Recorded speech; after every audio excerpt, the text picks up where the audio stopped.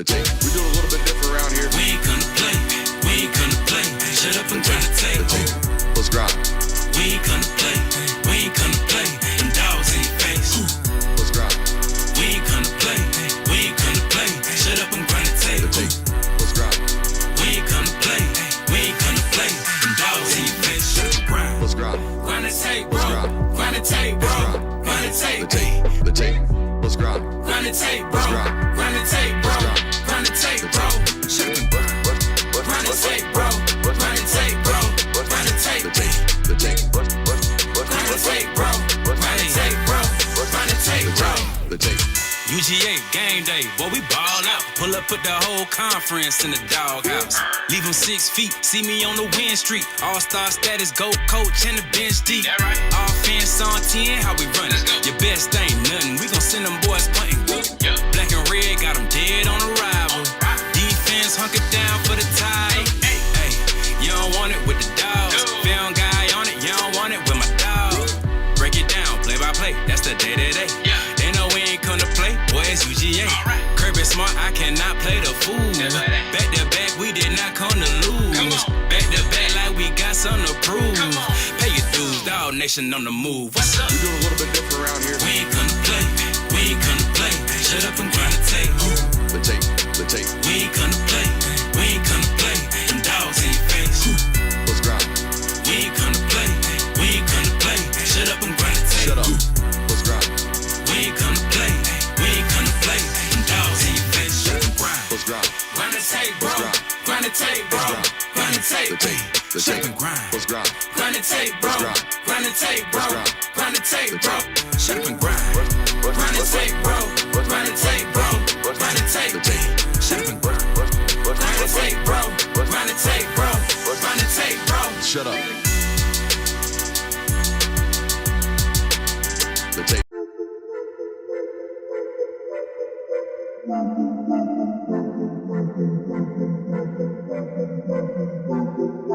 Welcome in, ladies and gentlemen, to MBR, or as we like to call it around here, Nothing But Rants, the show where I find topics that I'm oddly passionate about and I pontificate upon them. These are not hot takes, but rather takes that I'm hot about. What's up? You really like that?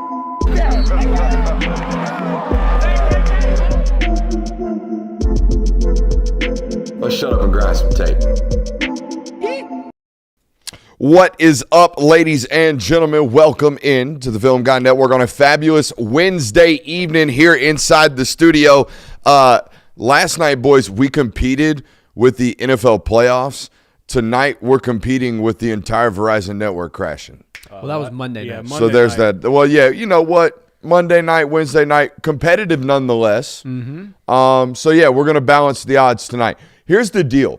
No matter when you watch us, how you watch us, where you watch us, all that matters is that you did and that you hit the thumbs up button. Yes. A like and a watch is a like and a watch, no matter if it's live or not. Amen. Very true. Amen. I mean, it should be written on the wall as if it were, written in stone. Only thing greater would be us watch, a like, and a subscribe. A new listener. God forbid we get put in front of one of those tonight. That would be ideal. That would be really, really ideal because that would be getting us ever so closely to that 100,000 mark. No matter when you watch us, we're glad you're here. We've got an absolutely loaded one for you tonight. There's actually a ton to hit on tonight. There's a lot of news to talk about, a lot of players moving around. Of course, we've got national title predictions here on a Wednesday as well.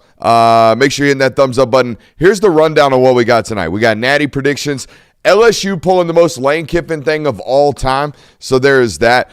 Madness as the portal window closes. I'm going to give a massive forewarning to every college football fan out there and available today watching us. We will reveal our 5 preseason predictions. I think some a little hotter than others. I think there was a layup or two up in there, from all of us involved. We got What If Wednesday here on a Wednesday. Last one involving actual football games. I mean, it's the last one until the season starts, pretty much. Yeah, this is our that's last tough. Wednesday Until show. we We don't do What If. Oh, you're right. We're not even here on Wednesdays in the off season. Yeah. Dang. Last What If Wednesday of the year. That's crazy. But we are here for it on a What If Wednesday.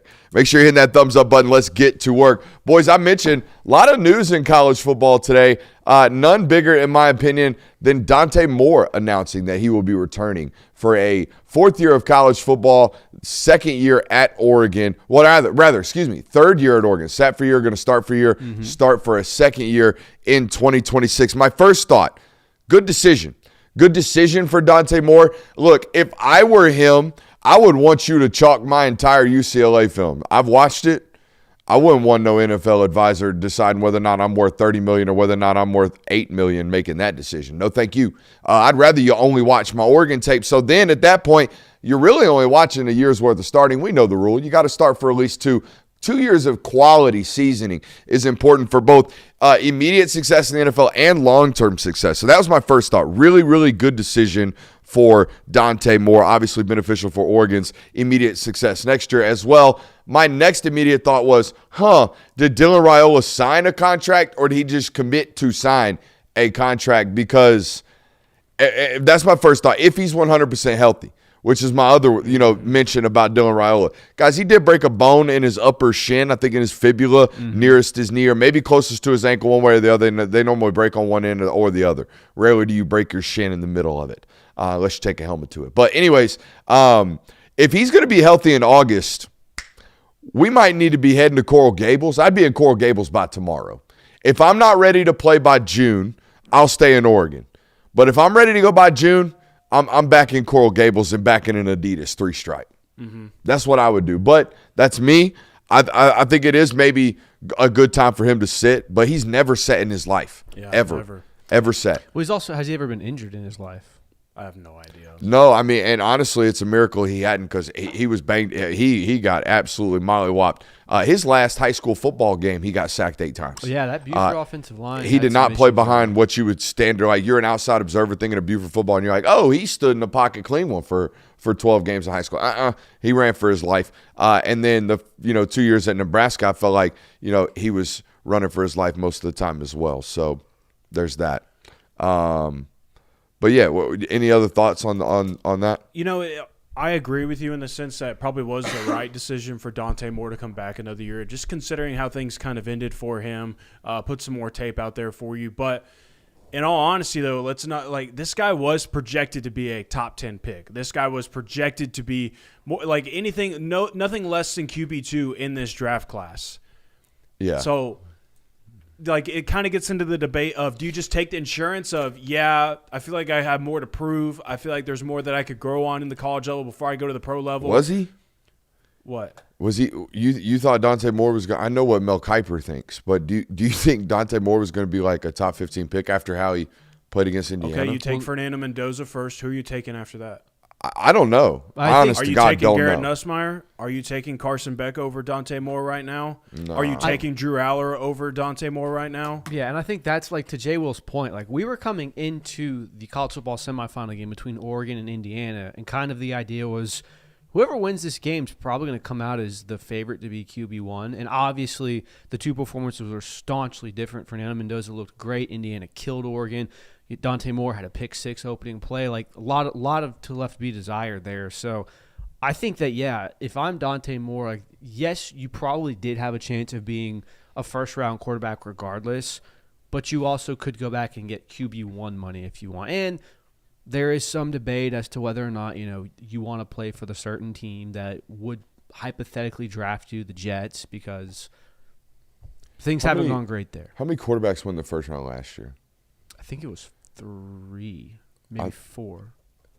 I thought it was either way. Are we getting to the point now where just you have to draft 3 every year? You just have to. Yeah, there has to be 3 quarterbacks in the first round. I mean, there were 5 in the 2024. I'm aware, but I think when there are years where there are 5 draftables, I'm all here for it. But I'm not in the situation where Mendoza's a first round draft pick. Well, then who's after that? That must mean everyone who's not ready to be an NFL player should declare. You see what I'm saying? No, yeah, I agree. I don't think we need to be venturing into those waters. There were 2. That's what I'm saying. Cam Ward and Jackson Dart. Why can't it be a 1 first-round draft pick quarterback? It was in 2022 this year, and no, it could. And then everybody's sliding. Very well could. And then you turn down I think there are going to be NFL draft organizations, half of them in the top 32, that are like, no way I'd not spend a first-round draft pick on Tai Simpson. And Yeah. like You know what I mean? I get it. And like we know how these conversations go, yes, we are privy to the NFL mock drafts that get written up by the NFL draft experts. That and mean all about 50% of Hill of Beans? right. But these players that are making these decisions on their future and if they're going to go to the NFL draft or not, they're privy to, hey, here's your actual NFL draft grade. Here's where we actually think that you're going to go. And it probably wasn't that for Dante Moore. If it wasn't, then he probably would be going to the league right now, in my opinion. Jonathan, you've been all over. I think you were the one the other night that was like, I'm surprised. Like something about Lane Kiffin taking 1 million quarterbacks. What? Oh, yeah. I said last night. You said what? Do you remember exactly what you said? Paraphrase me. Well, I said Paraphrase yourself, I should say. we were talking about Ole Miss. I said, well, the Ole Miss way, at least under Lane Kiffin, has been we take as many stabs at quarterbacks as we possibly can. Yeah. So that's what he's doing now at LSU because it's the Lane Kiffin way. Right. Obviously, Sam Levitt would imagine paid about 3.8. He was paid handsomely. That's what they offered Sorsby. So you imagine they just roll that over into the Levitt contract. And then they signed Husan Longstreet today out of USC. Or at least he committed today. Don't know if he's put pen to paper. I think he signed. The reports Okay. I got from On3 were, I believe, Signed. he signed. Yeah. All right, so he will be an LSU Tiger. Fits the mold of a Lane Kiffin quarterback, Absolutely. to say the least. Like this guy, I mean, he kind of looks like Trinidad Chambliss, if you're being honest, with a lot more muscle mass. Were either of you out there at the Elite 11 with me the year he was out there? Negative. You talking about a dude that's absolutely like physically put together at sub 6 foot, like he's right at 6 foot. That dude is packed on with muscle mass as a high school football player. I couldn't imagine what he looks like now. Tough football player too. I really like the fact that, I mean, he was basically playing out there with a broken foot in the Elite 11. He had a massive tape job the entire time. I think it's an important backup signee for them because they basically, I think they lost the rest of the room. Did they keep? Where did the kid from Mississippi State? Van Van Buren? Buren? Yeah, I don't where know did he he go? ended up. Let me see. Because that's a guy with SEC starting experience, and to my opinion, has never looked awful. Van Buren's never looked great. He's never looked awful. No, I mean, there's definitely potential there. I don't Yeah. think he's an SEC And he's starter. young. You're right. Yeah.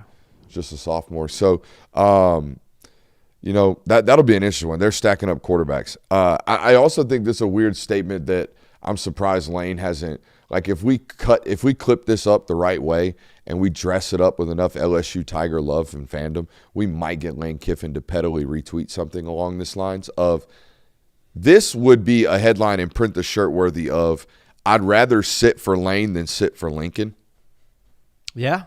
I mean, Because he left USC because he didn't want to play. He wanted to play, Well, and now he's at LSU because he wants to sit for Lane. And I mean, we could just talk common sense here. By the way, Michael Van Buren went to USF. Common sense here would say, all right, USC got Hassan Longstreet.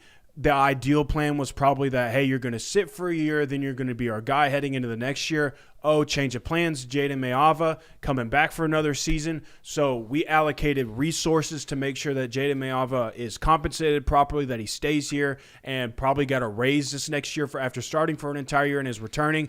That also means that, hey, Hassan Longstreet, we may not be able to give you a raise because we just signed this massive 2025 recruiting class that costs a lot of money. Okay, well, Lane Kiffin can pay me more to sit on his bench than Lincoln Riley can to pay me to sit on his. I'll just go to LSU, and whatever happens after that, it is what it is. I think it's also, you could just accompany it of, hey, my QB1 last year, this time in 2025, is not the guy I finished the season with. QB2 was my guy for 80% of the year. Who's to say that couldn't be you, Hassan Longstreet? Who's to say Sam Levitt isn't one bad game or one injury away? Because we all talked about it. It's like, Sam Levitt's a really good quarterback. He was probably the best quarterback in the transfer portal this year.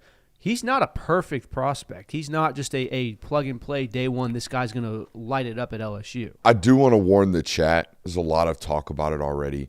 We're going to cry as a collective show and have a funeral in the local hour. So just hold your Dom Kelly thoughts, and prayers. Your T's and P's, just save them for the local hour because, I might break down and cry on this network for the first time ever. So there's that. Where were we at? Talking about Hassan Longstreet, Yeah. Sam Levitt. elite stylistic fit. Both of them are. I watched like 9 plays of Sam Levitt versus Texas Tech today, and the release, you have to have a now release when you play for Lane, because we're going to be either hooking up in zone windows, we're either going to be throwing off our back foot in a go ball scenario, back shoulder type deal, we're either going to be playing against pressure because they're man zeroing us the whole entire time. That's why I think maybe Austin Simmons was never going to work out. If you watch that, it's like super elongated. Mm-hmm. But Levitt's real quick and twitchy in and out.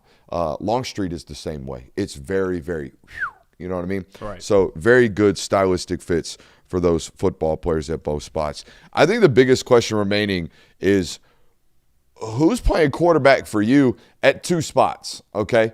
One, Miami, playing for a national title. I think they're kind of like doom and gloom about their quarterback position 3 or 4 days before they go play for a national title, which is like an odd feeling for a fan base that should be on high right about now. But hence the college football calendar and the nature of the beast nowadays with where we're at in the college football transfer portal. And then the other school, the Tennessee Volunteers. Let's start with the team in Coral Gables. We're going to talk a lot about them tonight with our national title preview and predictions. I think there's several things, but I think most importantly you should know that with Miami seemingly striking out on a lot of these football players at the quarterback position, we now have a shark, which is what they are. They are a shark swimming around in the waters, and they're becoming ever so desperately hungry. And that is very dangerous, all right? And I don't mean, and I'll take a line from Mike Ryan today, a known Miami Hurricanes fan.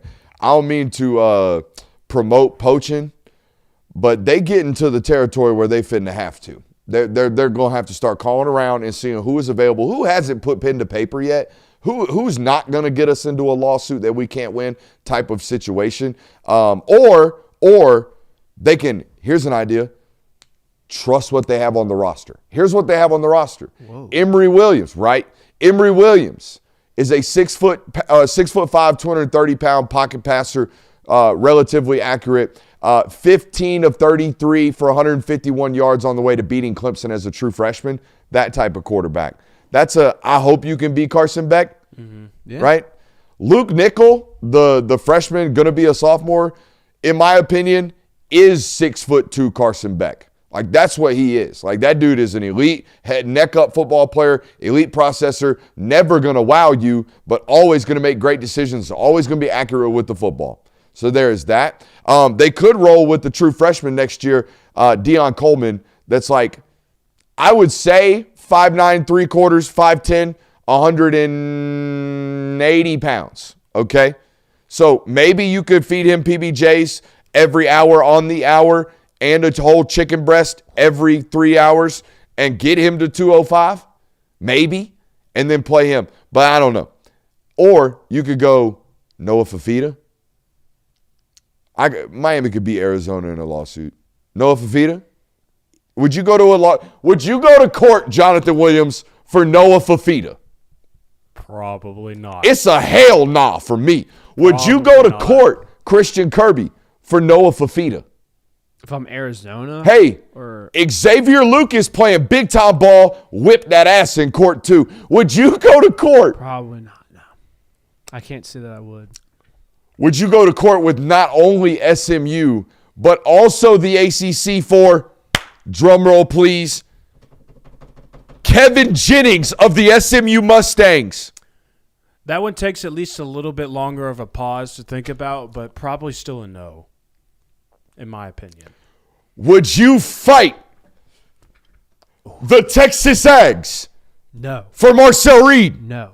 I don't think – you think Miami would be interested in that considering how he played against them? Wind was blowing. He out through your guy. He did. Now give me $3.5 million, please. Yeah, Make it 4 while you're hesitating. Here's the deal. There is no way you could give Tai Simpson $25 million at this point. The way he talking in articles, he ain't coming. Mm-hmm. So that's off the table. What do you do? I genuinely don't know. Like, considering what your options are right now in the transfer portal, it might not be a bad idea to just kind of take a gear and go with what you got on the roster. Considering also, too, like, I'm sure that most of the stuff has already been handled, but, Malachi Toney balled as a true freshman, so who knows what that pay raise is going to look like. Now, you do lose some quality players on the defensive side of the football and on the offensive side of the football, so that frees up space. But you also brought in a very talented recruiting class. So it might just be a good year to kind of take a gap year in the transfer quarterback market. Here's an idea. Anybody listening today down in South Beach, y'all won 2 playoff games without throwing for a combined 300 yards, and you paid your quarterback $4.5 million. What if we take that $4.5 million and just get more dudes?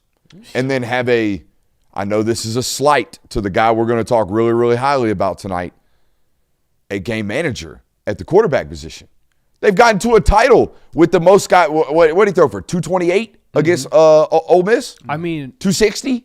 the 2 seasons now, they had the same regular season record. But the epitome of this is that you look at what the 2024 Miami Hurricanes were, where they had the flashy, star-powered quarterback, didn't make the playoff. Now they still have the high-paid, flashy quarterback. But what I'm saying is, like, from a roster, the way that roster is created, Carson Beck is not Cam Ward in any way. And that roster has succeeded in spite of that fact. The roster's better. We talked about this the other day.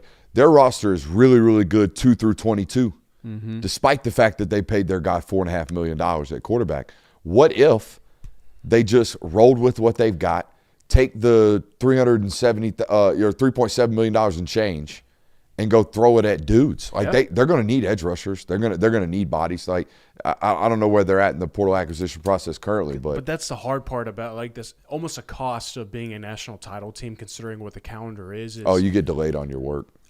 You get delayed, and like everybody else has been stacking up on portal talent. Meanwhile, you're given the 5 extra days, but that's just 5 extra days basically for players to dip out of your roster, not for you to go get the most talented players in the country necessarily that have entered the portal, because most of them have been accounted for already. What's Taylon Green up to? He's out of eligibility. I think. He is? He's done. I thought he was a year 3 guy that left. No, I think he's cooked. I do want to slightly transition to the other team that's high profile that doesn't really have a quarterback, so they think going into next year, which is Tennessee.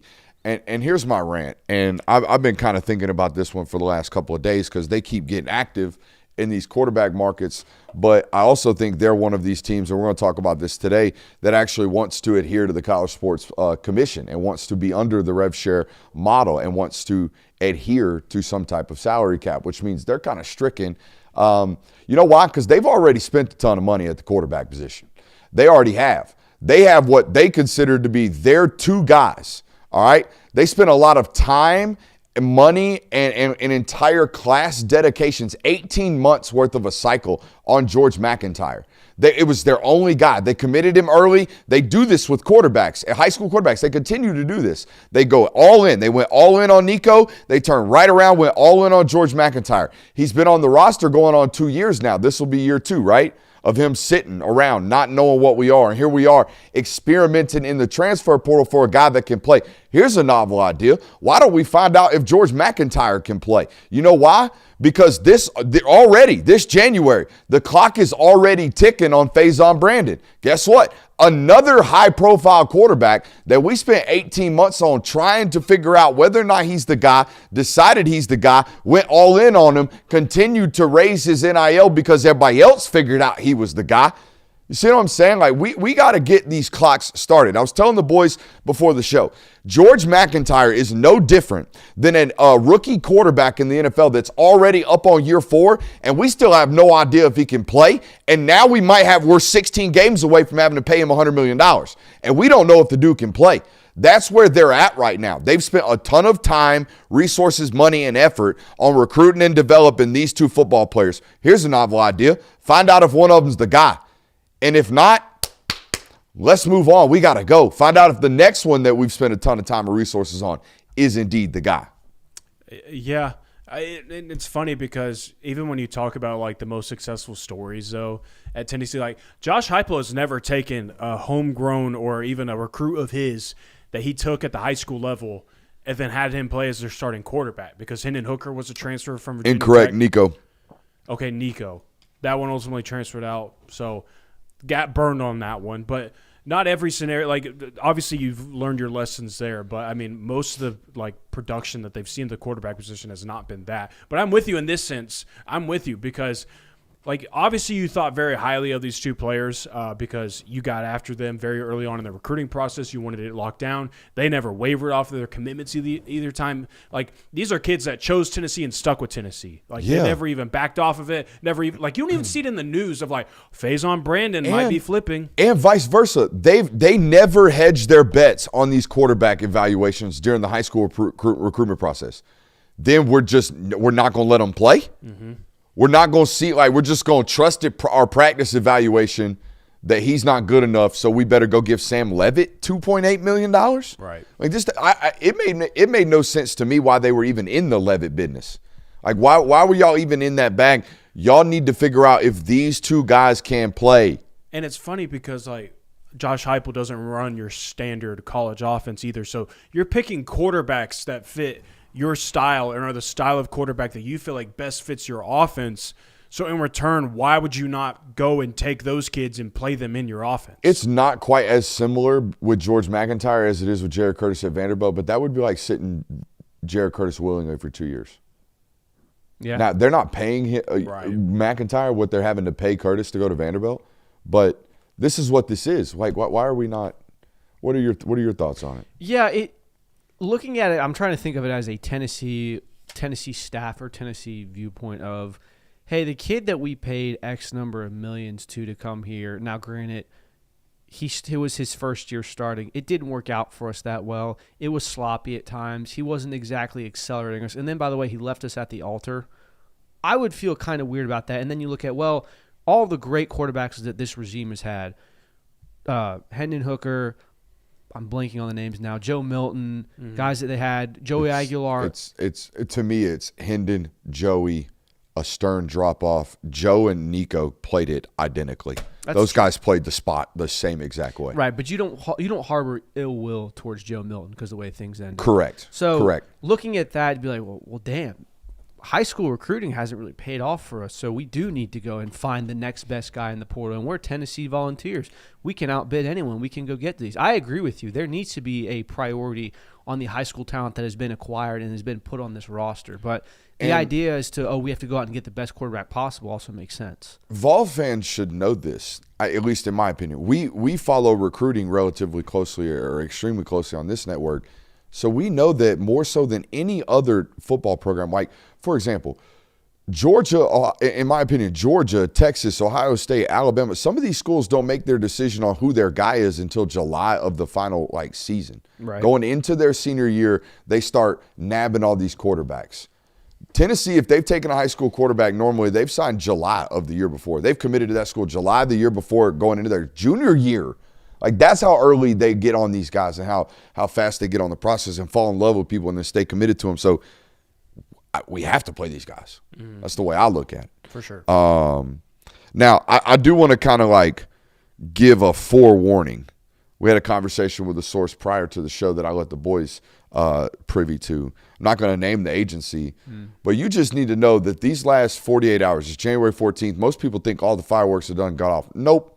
These next 48 hours, it's going to get slimier, dirtier, nastier, cheatinger than you've ever known before in your entire life. It's the first time in college football transfer portal history we have one window, and it's about to close in 48 hours. Okay, so even if you think that your team's tweeted out a graphic that your player's staying, he is probably still up for grabs. We were letting known before the show, there's an entire big name agency, not CA. There's an entire big name player agency that his entire client pool has yet to put pen to paper 48 hours before the window closes because they're going maximum leverage, holding everyone's feet to the fire, doing all the suicide negotiation tactics. So buckle in is all I can say about that. Hate this time of year. I truly do. I just don't like it. Georgia fell victim to one today. Mm-hmm. Yeah. I'm just out of nowhere. He gonna go start at a big program. That dude got poached by somebody. Mm-hmm. I mean, I'm surprised the Fawcett tweets aren't already up connected him to a program. Mm-hmm. I mean, it's like that. His name ain't even officially, paperwork ain't even finalized. I guarantee you he knows where he's going. Now, for what price he's going too. Mm-hmm. What's up? The college football optimist in me while the data and the things that we were told earlier certainly would point to this is going to be a crazy window of time, I feel like since the portal's kind of been a thing, we've always been told, hey, gear up. It's about to get wild. And it just never has really delivered on that promise. Now, this year could be completely different because you're right. There is one window and agencies are more involved in college athletes than ever before. But I also do kind of feel like we get told every year that the sky is falling when the portal comes around, and it's yet to get us. Now, it very well could this year, but I don't know. I'm not like, I'm more so talking about all the dominoes are starting to fall. Desperation starts to get higher and higher and higher. No different than I'm with you that every portal window gets this doom and gloom brought upon it, but all I'm saying is pushes happen early and late. Mm-hmm. Early and late. There is no waffling in between. They've already been poached, so therefore they go in early, or all the dominoes fall. LSU realizes, oh, crap, we need a left tackle. I'll give Jordan Seaton $3 million. Mm-hmm. Right. You see what I'm saying? I'm not connecting LSU to Jordan Seaton. I don't know where that guy's going, but apparently he's getting 3.5. So good for him. We're getting into NFL need to start thinking about raising their minimums. What is the league minimum? Because right now, I can tell you, in my opinion, the league minimum in the SEC for a starting football player is $300,000. I think the league minimum is the NFL league minimum salary increases with a player's experience, starting at $840,000 for rookies. Okay, so we're not quite there, fine, yeah. but we're inching towards. If you're in the league, you should make $1 million. Because if you're like, for example, if you're starting tackle in the SEC, 7 figures. Mm-hmm. If you're starting tackle at Oregon, Ohio State, Texas Tech, 7 figures. Mm-hmm. So, and it gradually increases every year that you're in the league, by the way. If you have 7+ years in the league, it goes to $1.255 million. Jonathan, as it does in this league. No, I'm just saying. I know. It's crazy. We're already here. We're at an area. We're in an era where even if you don't play year one, you get to walk in and say, I need more money or I'm out. And they're like, yes, sir. Here it is. We can't lose you. Now, there is a football player headed to the NFL draft that has built himself a forever statue in the fandom of the place that he has graduated, and that is Tai Simpson. Tai Simpson, and this is not a shot to him because you know I love his game. You know I love quarterbacks that play like Tai Simpson.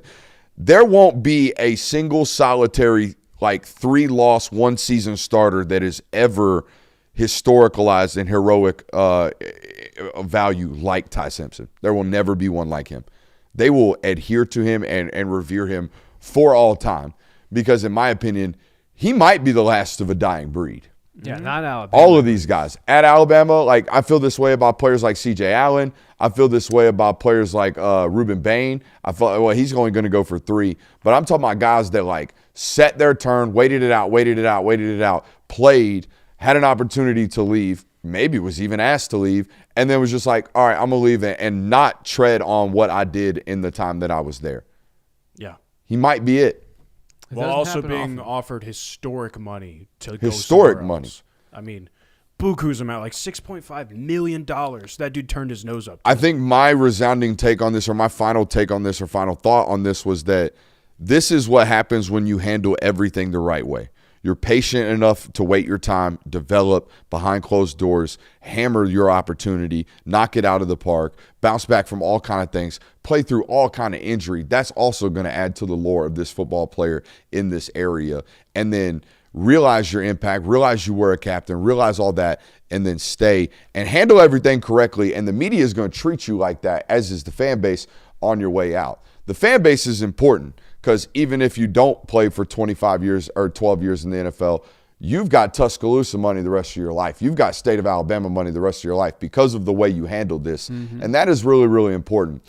That being said, the media side of this, I mean, I could already hear Kirk Herbstreit in the national title next year when he took $6.5 million to go to Miami talking about Tuscaloosa folks and Alabama fans pushed him out for Keelan Russell. I can already hear that one. So from a media standpoint, they was probably going to love you even if you left because we already started hearing rumblings about, was Tai Simpson pushed out of Tuscaloosa?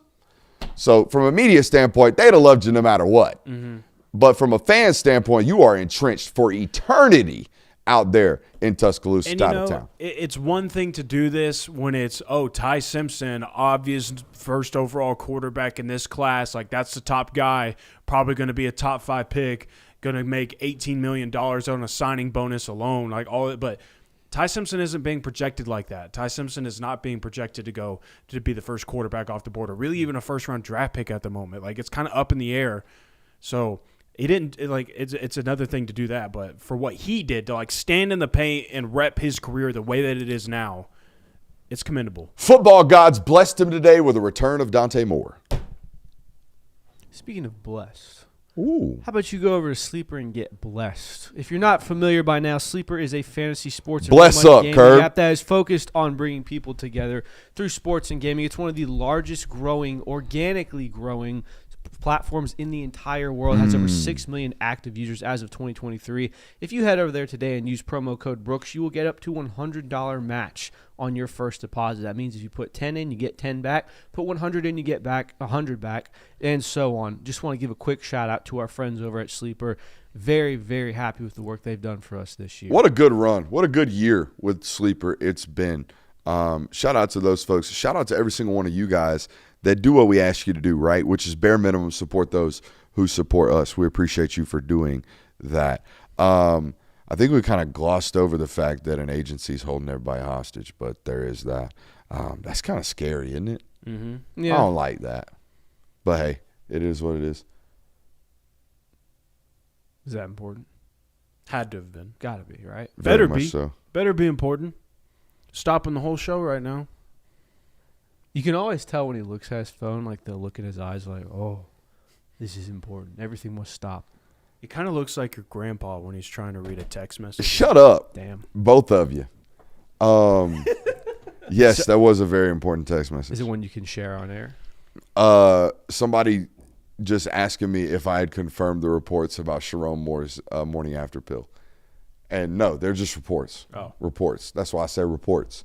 When you hear me say reports, that's me trying my best to cover liabilities for this podcast that has 300 people watching it. So, yeah, that's somebody asking me, do I know that to be a fact? No, I do not know that to be a fact. And that person is very important, yes. It's the president.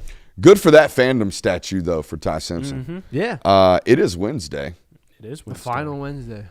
The final Wednesday of the 2025 What season. if, man? What if Wednesday? I got the first one for you before we get into the most important one. What if I told you I got national title credentials 5 days before the national title, 2 days before media availability begins in South Beach? Good on the SID department. Over I there. would say I'm blessed. Blessed. That's what I would say. I would say shout out to the CFP for representing and respecting the level of this platform. Yeah. Amen. Hey, to the folks at the CFP, let's go ahead and give them 3. We love that. We love that. We're going to be down there in Miami having a good old time. So, yeah, there's good stuff there. But what if I wanted to go to this game, Kirby? Ooh, well. What if I wanted to go? I don't know if you guys have looked. Ticket prices for this game are pretty hefty right now. It's a national title game between two teams that have not been there in 20-some-odd years. Indiana's never been there in the modern era of college football. Prices are going to be high here, which is why you need to head over to our friends over at SeatGeek to rely on them. SeatGeek has you covered for all ticket needs, not just national championship games, concerts, live events, you name it, they've got it. They also have a buyer back guarantee, and they're looking out for you. They offer deal matches, not deal matches, but deal ratings. Good deal is green dot. Kind of mid is yellow, and red is bad. Stay away from that. Not a great deal. They are designed to be helping you. If you head over there now and use FilmGuy100, you will get $100 off. That is 100 off tickets to the national championship. So be sure to use SeatGeek if you're planning to go down to Coral Gables and watch the Natty. Again, that is FilmGuy100. You should definitely be using SeatGeek if you're trying to get to the national title, if you're a Miami or Indiana fan watching us today, or if you're a local just college football fan. I talked to many people around the Atlanta area that's like, I'm going to be at the Peach Bowl. I'm like, why? You don't root for There either were of these teams. quite a few Georgia fans at the Fiesta Bowl, actually. That's a oopsie. There's a You know what? You should have gotten names because they're definitely the reason Georgia lost. I well, mean, they're not- actually, I think. I mean, talk about putting the cart before the horse. well, one of the ones that I know that was out there, Sheesh. saw was out there, is just a Georgia fan that lives out in Arizona. Fair game. So, I mean, you're already out there. You bought a ticket. Why not go? Yeah, I mean, it's not like they were hurting for seats available anyways. They needed people to be in that stadium. Yeah, I don't want to rehash this in the National Hour, but the amount of and the attitude that I got from Georgia fans heading into that game. It's like, we'll see you in Arizona. But look at the hotels we're getting in Arizona. I can't wait to.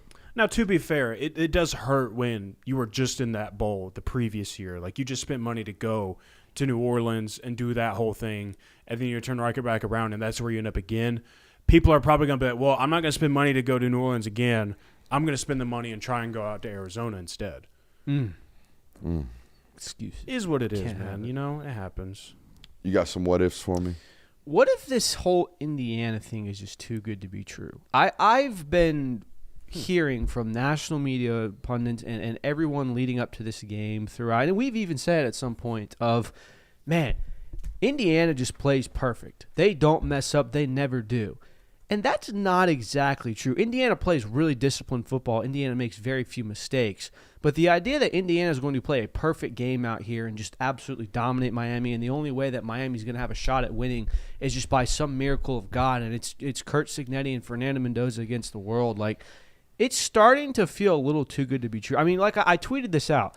When you start getting comparisons to, 2019 LSU Tigers, that always feels like the kiss of death for me.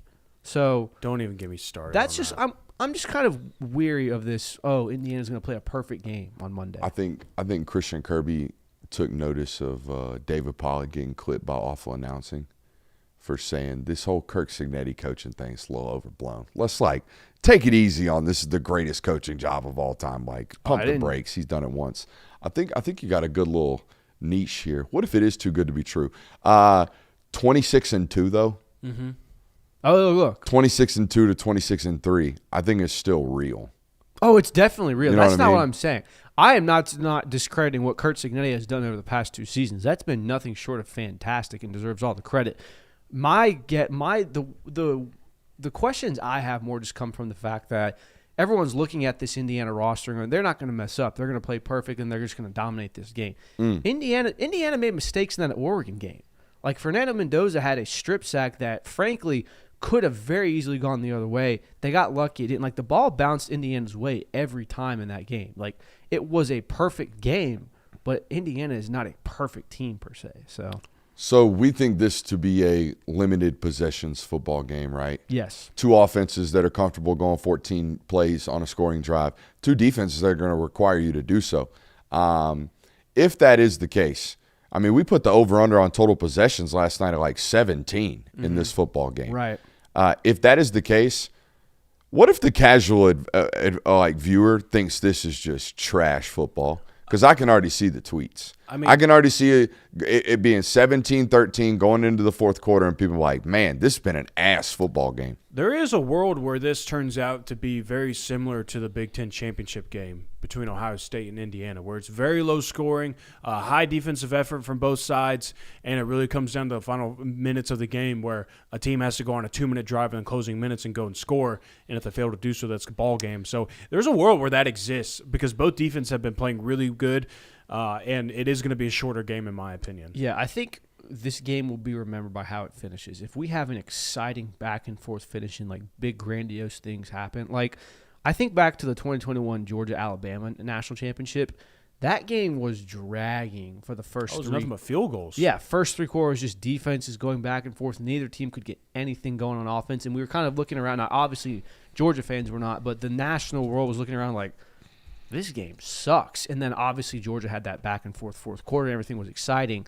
I think this game, if it does that, it'll be remembered as, this was a great national championship. So there's a world where the 20-17 finish is still regarded very highly, I think. I mean, really how games are like remembered, it's either it's remembered as from start to finish, this game was exciting because both teams are just putting up points, or it's decided of how were the final 7 minutes of this game? Like, how did that feel? Yeah. Like, because if the final 7 minutes of a game are great, that's all anybody's going to remember is the last minute touchdown or the game-winning field goal or the big turnover that happened. That's all that matters. So on this game, I think you're going to be betting on the final 7 minutes being great.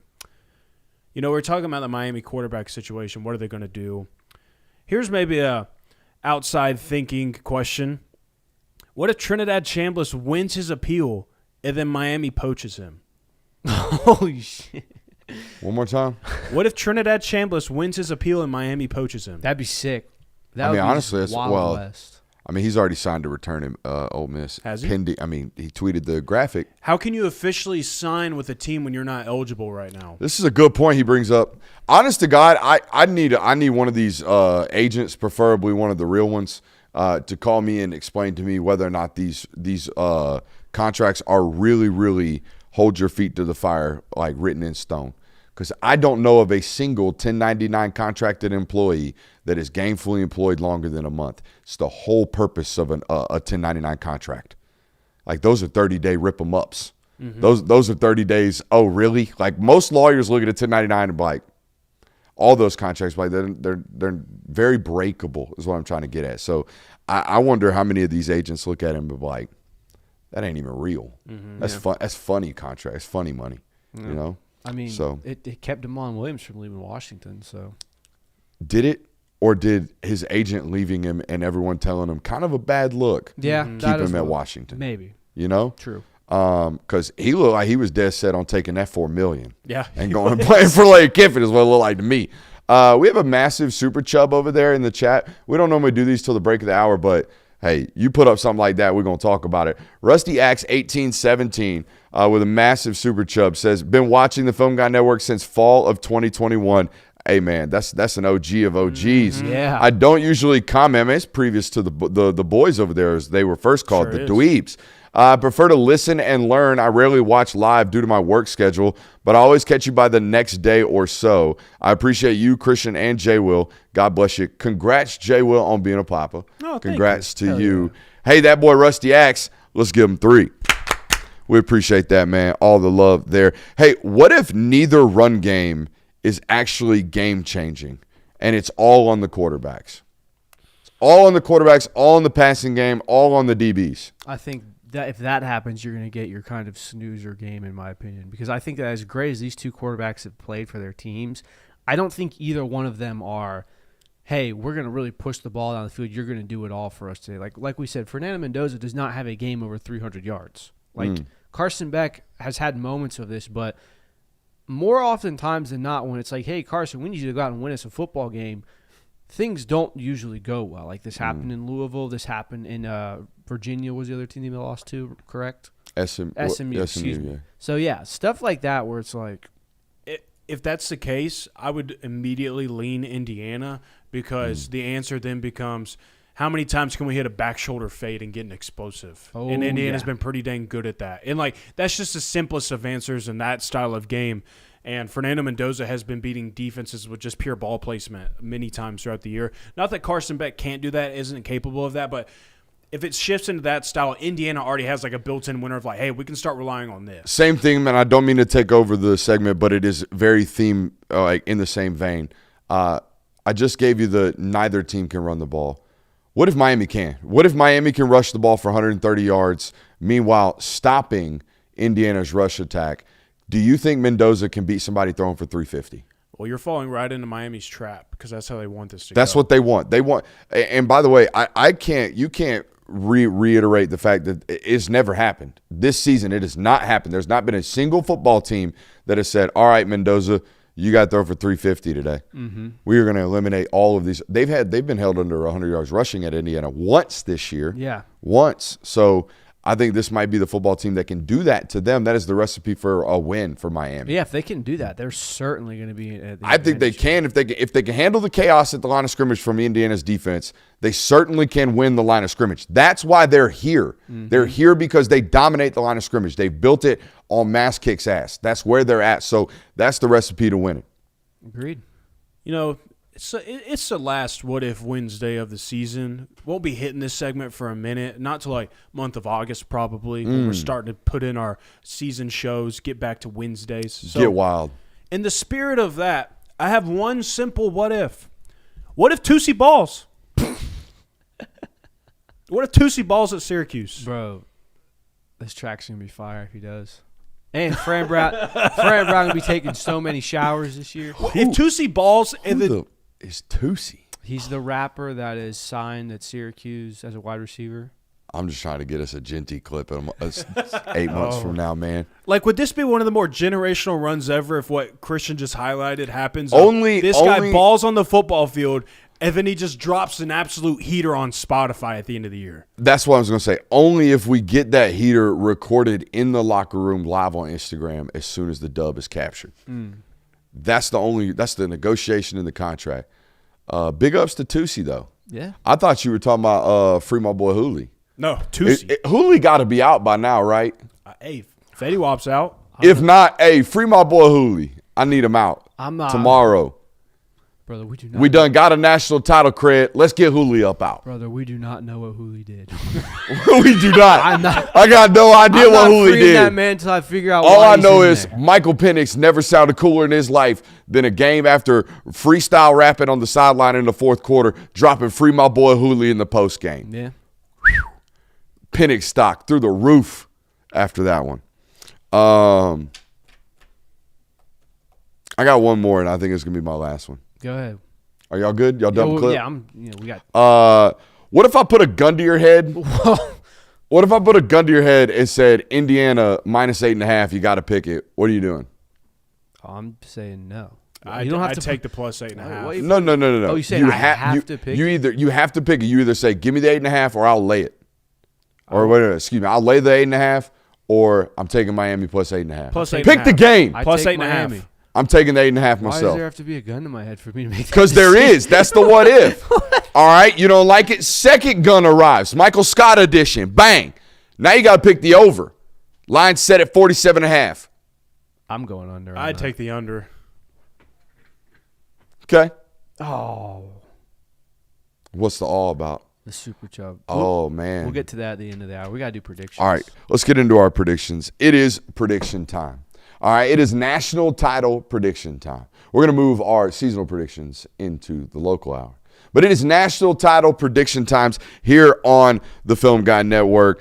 We do this the same way every single time. If you haven't watched us before, we're going to give you the keys. We're going to go around the stage and give you our X factor. We're going to give you our unless it doesn't happen, and we are going to give you our score prediction in this football game. Let's start with the keys. For Miami, for me, you've gotten here because of the line of scrimmage. You've gotten here at the line of scrimmage. You have to win. It's a weird stat right here. You have to win the average margin to gain on third down. If you make this game a game of 3rd and 4s for your offense versus a game of 3rd and 7 pluses for theirs, you will win this football game. I believe that wholeheartedly. You can convert, particularly in the middle of the field, on 3rd and 4s at an extremely high clip. You can impact the quarterback at an extremely high clip on 3rd and medium to 3rd and long. We cannot do so on 3rd and short. So if we're not really, really good on 1st and 2nd down, we probably won't win this football game if you're Miami. All right? So if you do that, you got a really, really good chance. You're going to get stops. I think you're going to convert drives into scoring opportunities if you win that 3rd down margin to gain category. All right? For Indiana, you've got to tackle Tony. You just have to. That is the key to this football game for you. And protect Mendoza on non-RPOable automatic passing downs. Boy, if that ain't an introduction to this type of football analysis around here, that's some nerd stuff talk right there. Yeah, I mean, you stole one of my biggest keys to this game, and I thought that it was kind of going to be the surprise one that no one really thought of. The question that will answer whether or not Miami won this football game or not was, what was their average distance to gain? Bless you. Bless you. On 3rd down. Gesundheit. If it's anything longer than 5 yards, Miami loses because they do not have the offensive firepower. They do not have the line of scrimmage pass protection, to be exact, to protect Carson Beck. Not even close. To protect Carson Beck long enough to convert consistently long. You got to get back into the shoot, man. I know, dude. My hips are tight. But no, if it's 3rd and 4 consistently, 3rd and 2, they have a perfect offense to do that. Mark Fletcher can fall forward for 2.5 yards. Carson Beck is automatic. They have a very good screen game. If it's anything longer than that, Miami is going to die a slow death in this game. So I think that the average distance on 3rd downs for Miami is going to be what the key to this matchup is for them. For Miami, I put it as you got to win the one-on-one battles, and it's scary to maybe boil down a game to that because Indiana at times puts it out of your hands. Like, it doesn't matter how good you play defense. It doesn't matter how covered the wide receiver is. Mendoza's just been putting it in the perfect spot to where it does not matter. But you got to find ways to win them. You can't let them just pick up 20-yard chunkers constantly throwing back shoulder fades and working their way down the field. Make them even more meticulous than they want to be in that area of it. And so that's a big part of their explosiveness on offense, is just relying on that. And they've been great at it. It's what's gotten them here at this point in the passing game. Got to find a way to win those one-on-one battles. And then for Indiana, you got to limit the run game for Miami. It starts there with this Miami offense. If you can make it to where it's not just, all right, here we go, first down, going to hand it off to Mark Fletcher every time for 4 yards at the minimum. If you can turn it into something other than that, where it's 2 yards or 1 yard, or heck, even for a loss, if you can kind of nullify their run game, that puts you in a much better defensively facing this Miami offense. But like I said, both of those things for these teams are very hard to do. That's why they're the keys to the game. X Factor time, boys. I think it's number 67, the right tackle for Indiana. We talked about it last night.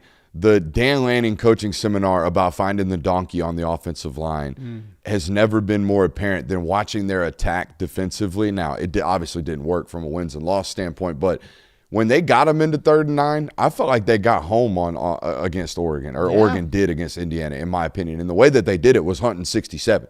And Miami has an opportunity to do that with far superior rushers than what Oregon can throw out there. I know Mateo's really, really good, but for my money, Mateo Uiagalelei is a first-round defensive as a rundown player and about a high-end second-round draft pick as a pass rusher. That's just my opinion about him. Their best rusher, in my opinion, was number 44, Lupoy, or the defensive line coach's son, whatever his last name is. But either way, I think 67 is very, very attackable, and his win-loss rate in pass protection and automatic passing downs is very, very important. But here's another X factor I want to bring to your attention. Guys, this Indiana offense has not been in a one-score football game since early December. Like, they've gone 6 weeks of prep. They've gone 6 weeks of play calling. They've gone 2 games. 2 games of just, we don't really need to dump the clip. Tricks up the sleeve. Tricks up the sleeve would be an X factor offensively for Indiana. They have not had to do anything super outside of the norm for them. And at this time of the year, we're all about breaking tendencies. That's what we want to be doing. That's how we find explosives in games that they're going to be minimal. So I think that would be something I'm paying attention to. We got one little wrinkle last game. It was D'Angelo Pons playing like one snap of offense. Right. But I'm talking about like a big wrinkle into the offense getting thrown in, because they've had the opportunity to kind of sit on their hands. Yeah, they absolutely have. My X factor for this, and it's for both sides, it's quarterback's legs, for Carson Beck and for Fernando Mendoza. We've seen where both of these defensive lines, while Miami kind of relies on just the absolute talent that they have on the defensive line to create havoc, while Indiana's a little more like schemy about it. That's how they go about their business. Like the very selfless rushes that they have, like we saw on tape today, if you watch that breakdown. Very two different styles, but they get after the quarterback. They create havoc up front, and while both of these offensive lines have been playing great up to this point, I would expect there's going to be some chaos in the pocket, and there's going to be some scenarios where both of these quarterbacks are going to have to make plays with their legs. Whoever can do a more consistent and better job of staying in positive plays and not getting sacked behind the line of scrimmage, that's going to be a difference maker here. You mentioned the film study. Thoughts about Aiden Fisher going in? Thoughts about Aiden Fisher leaving? I really didn't have many thoughts about Aiden Fisher, to be honest, going in. I've watched him the few times that I have over this year in the playoffs, majority of the time. But very impressive football player. I mean, just like you can tell that, yes, he's talented, but also he's just better prepared than everybody else. And that's what really makes a difference. Like, yeah, he's a great mover. He's a great athlete. But if you move first better than anybody else, it doesn't matter how fast you are, how quick you are. If you're moving first, that's all that matters. And he moves first more times than not. Kirby, there's a play where Oregon runs a play-action running back screen, like traditional halfback, slipping the back, releasing 3 offensive linemen into the short side of the field. He goes from one-step playing run, sees Dante pull the ball out, immediately flips his hips to the mid-hole, his responsibility. Meanwhile, has his eyes in the backfield, realizes guards are releasing. After one step, immediately flips his hips back downhill, drives down, beats all 3 offensive linemen outside the hash, and then makes the play. Yeah, he does that. I said it on the film study. He did, literally on film, did the here, here, get out of there. Like he did the NFL combine drill in live action and nail wasted step. Yeah, I mean, would you rather have the guy that is a quarter second faster than the player or the player that's going to recognize the play half a second quicker? It's the most impressive thing about them. Like when if you're trying to figure out what they are, to me, defensively, they're not super complex in the back end. They play quarters, they play cover three. That's what they do. Offensively, they're 25% RPO. So when I tell you those two things, you don't think all that much chaos and all that much schematical advantage.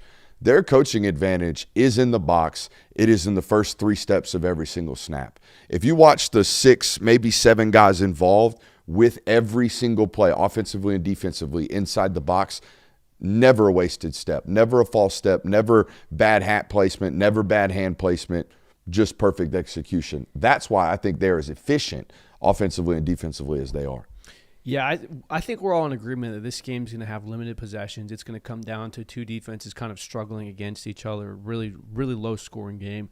I think when that happens with it, Jay, well, like you said, it comes down to who can win 50-50 balls. And I looked at you, I think it was early in the first quarter of that Oregon-Indiana game, and said, yeah, if Indiana's going to catch 50-50 balls like this, they're not losing this football game. If they're going to do that. That's why I have Elijah Surratt and Charlie Becker as my X factors, because of what they are able to do on those 15-yard comeback back shoulder fades. Fernando Mendoza does a great job placing those balls. If they're hitting those with consistency, you're going to have a very hard time keeping Indiana off the field, even if you do get them in the 3rd and 8s, even if you do get them in the 2nd and longs where it's obvious passing downs. So that's why they're my X factor, because they can really change this game and put it on its head. Mm-hmm. You already gave me your X factor? Yeah. Time for unless it doesn't happen. You mentioned minimal possessions. I think we all think it's going to be a tight football game late. Mm-hmm. You heard it here first. This game will be lost by a tragic mistake under 2 minutes. Oh, man. I'll go further. I think we get multiple tragic mistakes here. I think we're coming in this game with prestige of 2 teams that execute very well, don't make mistakes. Nay. Give me both quarterbacks in this game combining for a grand total of 4 interceptions. You heard it here first. Man. 4. All right. You know, kind of to a similar tune of you, Brooks. I expect efficient offenses. I expect running the ball in this one, eating up time of possession. So with this game starting at 7:30, which really means that this game is going to start at 7:47, I'm predicting that the game is going to end before 11:15 p.m. Early despite bedtime. Despite 50 commercial breaks that we get, punt, kickoff, all this stuff, OT, Hey, look, timeout. We can't early get bedtime. We can't get targeting fixed. We can't get tampering fixed. We can't get the game moved to Saturday. But this game used to kick off at like 8:45. It did, yeah. They at least listened to us there. God forbid they ever actually fully listen to the folks. It's just a novel idea. Yeah. Hey, prediction time. You know my rule around here. If I ever predict a 1 score or literally a 1-point score, that's me telling you I have no idea. So my notes tell me I have Miami right now, 24-23. 25 is the Miami Hurricanes. The stadium is the Hoosiers. It's the Hurricanes, 24-23. I'm going with Indiana 27, Miami 21. I'm with you in the sense of it's really hard to pick this game for me. I could see it going either way, and that's why the reason why I'm picking Indiana is because they've just been the team that executes at a higher rate than anybody else, and that's what I'm going to rely on and lean on heading into this. I'm taking the points either way. I think this is a tight football game. This entire playoff race, I've been thinking about it. How I came into it was like, I don't think Miami's going to be able to beat Texas A&M on the road. And then I said, yeah, there's no way they're just not talented enough to beat Ohio State. And then it was Ole Miss. I'm like, Ole Miss's offense is going to score too many points compared to Miami's. I've been doubting Miami the entire playoff run, and it's bitten me in the ass each time. I'm kind of going to ride. I don't know if I should do this. I'm riding with the Hurricanes here. Everything that's being said about Indiana, everything's being said about how perfect of a quarterback Fernando Mendoza is, how perfect Indiana plays, how they don't make mistakes. It feels a little bit too good to be true. It feels a little like too much like the layup, like, Ohio State, they're just going to run through the entire schedule and win the Natty. Layups aren't usually ever that easy in college football, especially in the world of college football we have today. Give me Miami winning this game 26-21. All right. I'm the only one on the Hoosiers, huh? Who? I didn't. You go to forced Indiana. it too many times this week. I'm sorry. Yeah, I also- gave you enough. I gave you multiple times. Also, I don't want to cross pollinate with fandoms. I respect their things. I'm not gonna. All right, we have a whole nother hour coming up on the other side of the break. We're going to mix a little national in there, also a little local with the predictions. There were some local predictions in there. Let's do Chubbs real quick. Oh, let's do Chubbs real quick. Let's do Super Chubbs over here I think it's only on one. the YouTube chat. And if you're watching us for the first time over on YouTube, you're about to get smacked in the face by something you probably never expected on a YouTube channel. So there is that. FGN Natty Tickets Fund. Shout out to Reality_Witness. Another shout out to my man Rusty Axe. That's a huge Super Chub around here. And Reality Witness doubled down again. Christian Kirby Gas Station Pickle Fund. Oof. By the way, I never circled back on you. Post 24-hour reaction on the sour pickle, warhead pickle at the gas station. Any results, any punishments for such a decision? The answer would have most definitely been yes if I ate the whole thing. I think the fact that I was able to take a moderate-sized bite and go, oh, this is disgusting, I don't want any more of it, saved me. But I do remember sitting in the back of the Nissan Altima on the way back. And Shout out to the Altima. Thinking, I'm a little queasy right now. I hope Brooks takes this drive a little easy on us. So the drive, I took it easy on the drive. The drive itself did not take it easy on us on the way back. The drive kicked our ass. Yeah, as did the Mississippi State line.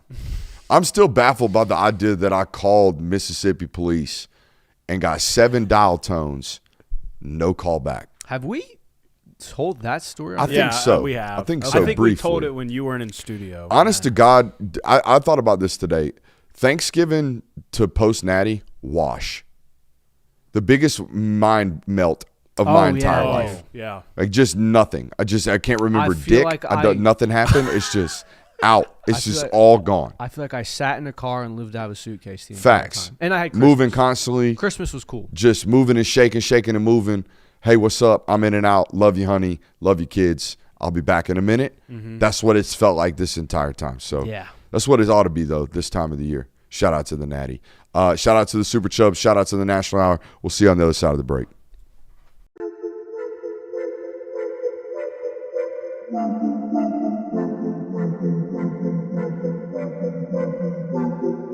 Welcome into Talk the Dog, the show where we find a bone to pick and a take to give. These are not hot takes. These is dog takes. Can I talk that dog? What's up? You really like that?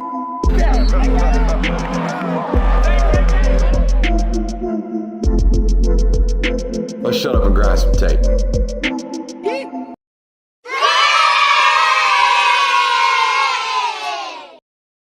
Let's shut up and let's grind. But we can't sprint to the box. We got to almost like crawl towards the box.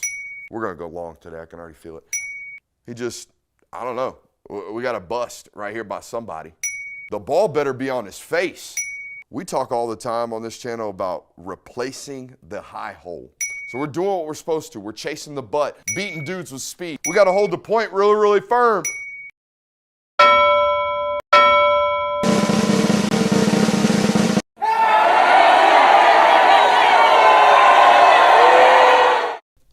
Honestly, look, I've been married for 7 years. I've been with my wife for 10. I don't know much about dating, but I do know that you can't be out here sprinting to things. You kind of do have to crawl. You know what I mean? You got to take a nice, calm approach. Can't just overcommit, then you might miss your opportunity. You know what I'm saying? That's what I'm saying. Same thing in playing safety. You kind of got to crawl into the box area and make sure you're not overcommitting yourself. That's all. All right. Every once in a while. What? You don't agree? I don't disagree. I don't know. I mean, you're more recent to the dating world. Never mind. Welcome into Local Hour. We've got a great one. We cry as a show tonight. Oh, my God. Yeah, we're going to cry real tears. I think you guys were more heartbroken today than after the Alabama loss, to be honest with you. Yeah. I don't know if I Whoa. say that. Now you've gone too far? Yeah. That's where we draw the line? Yeah, I don't know. Alabama beat us? Hey, by the way, I was on an Alabama radio show the other day. I need y'all's opinion on this. I said he listens to the show, this producer that I absolutely lambasted and called a fraud. He listens to the show, and I want y'all's opinion. he's been a Georgia fan his entire life. Mm-hmm. 2nd and 26 broke him. Yes. Broke him to the point to where he didn't even apply for the University of Georgia and went to Alabama, became a graduate, and now is an Alabama fan. What? My thoughts exactly. On live radio, I called him a flat-out fraud. Yeah, no. The crazy-ass things Nick Saban would do to a man. No. That's insanity. I respect being like, you know what, this isn't good for my mental health. I have to go somewhere else. And being a fan of a different school. Right. Being like, I'm a Duck fan now. Watching, you know? Yeah, watching Tua throw that touchdown and go, well, you know what, roll tide, I guess. He said the most asinine thing I've ever heard. He said he cried that night. I said, you cried your way to Crimson Tide him? What is that? Yeah, that doesn't make any sense I to me. slept on my bathroom floor. So here's my theory. And I asked him this, and I don't think he was honest. Maybe he was. I think maybe this is one of those very common situations where, like many people, like myself, unlike you two, probably couldn't get into Georgia, could get into Alabama, and now he's an Alabama graduate, and therefore you're an Alabama fan at that point. Yeah, it's easier. I would allow that, into. but I even opened him up to take that route. I even asked him that question. He was like, nope, cried my way to Tideham. No. Fraud. Unacceptable. That's Fraud. disgusting. Unacceptable. You are stripped of all fandom. That's what I said. You don't even get to claim Thank you. yourself as an Alabama And look, fan. I'm not a guy with this stuff. I don't carry around. That's why I had to ask you guys, not only because you're Georgia fans, but because you're fans. I don't know what this is. That's the equivalent. Speaking of which, how about the Hoop Dogs climbing back into that sucker? Hell yeah. Go ahead. That'd be the equivalent of J. Will watching the Falcons. I'm sorry to bring this up as well. Of J. Will watching the Falcons go 28-3 and then I'm a go. Saints fan now. You know what? No. Go. You know what? Tom Brady's the GOAT. Bring me the Pats jersey. Like that would be the most diabolical. So unnecessary. Like, you never see the Pats as a Falcons fan. I was a Georgia fan, and now I'm a Tide guy because they beat it into me. Insanity. That's never. Never. I've never met this person. I don't want to say anything. He's listening probably right now. I don't want to say anything defamatory about him, but the mental fortitude is not there, sir. No, it's not. Ugh. So we got that. But we're going to cry tonight. Speaking of mental fortitude, we're going to cry tonight. We have a Carson Beck reality check on the timeline. Sure do. The timeline of events. Jay Will's not so necessarily happy with the way things have been going around with the narrative around that. I don't think many Georgia fans are either. No. But you're going to take this worse. from a real standpoint. I don't know why that person's calling me right now, but I can't answer that. I'm going to have to text them back later. You can answer it. We'll take over. No, that would require me ending TikTok Live. And no offense to that person. I love them to death. Not worthy of that. Not a family member either, so I know no one's dying. It wasn't Santa. It was not. We also have Expectations game. That'll be fun. I like this. We have What If Wednesday. And Jer Moorhead listens to the show, the president of the University of Georgia, so that's cool. We're going to talk about that tonight as well. Make sure you hit that thumbs up button if you haven't already. Let's actually get into the local hour. I'd like to start with this Jer Moorhead quote that he delivered to Ross Dellinger. We talked about it last night. We gave 5 unknowns about the season. And unknown number 5 for me was, is Georgia going to be able to get enough of these big boys and enough of these blue bloods to band together and adhere to the College Sports Commission? To band together and say, you know what? It is better for the long term of this sport for us to play underneath a salary cap. Whatever that salary cap is, let's actually establish it. Let's actually give the College Sports Commission and these rules we passed actual ability to regulate this sport. We think it'll be better for everybody else. We need everybody to be involved in that. And Jer Moorhead today came out and said basically as such and said, if you don't, we're going to take our ball as a collective conference and potentially go home. These are the quotes delivered to Ross Dellinger today. Georgia President Jer Moorhead, quote, if the College Sports Commission is not going to enforce the settlement, if the NCAA is not going to enforce tampering, and if Congress is not going to pass the SCORE Act, then it leaves the SEC in a position that we have to go our own way to create rules. Thoughts, boys? Empty threat or like, can we get this together, please? It's so weird because I agree with what he's saying, but also like this kind of idea now that's coming out of the SEC from the fact that, look, obviously the stronghold in the SEC is the best conference in the sport is not as strong of an argument, and it perfectly coincides with the NIL era. And now it feels like the SEC has kind of shifted somewhat to this holier than thou. Well, it's because we're not cheating type thing. And we turn around and Texas has got a $40 million roster, so we think, and all these other things are going on. I agree with what Jared Moore is saying. Like, this would be the next play of leverage to say, hey, we're one of the biggest conferences in your product. We'll just go do our own thing, and people will still watch us. But this idea that the SEC is now pearl clutching, going, oh, everyone's cheating, we have to do something, it feels kind of rich to me. Yeah, and it's also rich to say that, like, oh, the SEC will just pack our bags and we'll go do our own thing, when there's multiple schools within this own conference that are not abiding by these rules. And you'd have to tell them, hey, cut that out. You got to start abiding by rules like everybody else. To me, I think there are a couple of obvious, like, come on, dude, you're not under the cap, or whatever we established the cap would be. LSU and Texas, obvious. Correct. But outside of that, who's out here wilding in the SEC? I mean, Ole Miss was doing this last year with Ole Miss apparently is throwing M's. Ole Miss was throwing, like, and you know, we don't know, but the conference that kind of made the car dealership and the McDonald's bags and the, hey, we got our $8 million quarterback because we're flying him out in private jets, like, that's all that conference, and it's now saying they're cheating. This is ridiculous. Something has to be done. It feels rich to me. That's all I'm going to say. I don't disagree with what they're saying, because something does need to be done, because it is the Wild West of college football. But I mean, here we started this segment with Jared Moorhead listens to the show, and here he is, like, lip service. Oh, Jerry Moorhead, by the way. Call him Jerry Bear.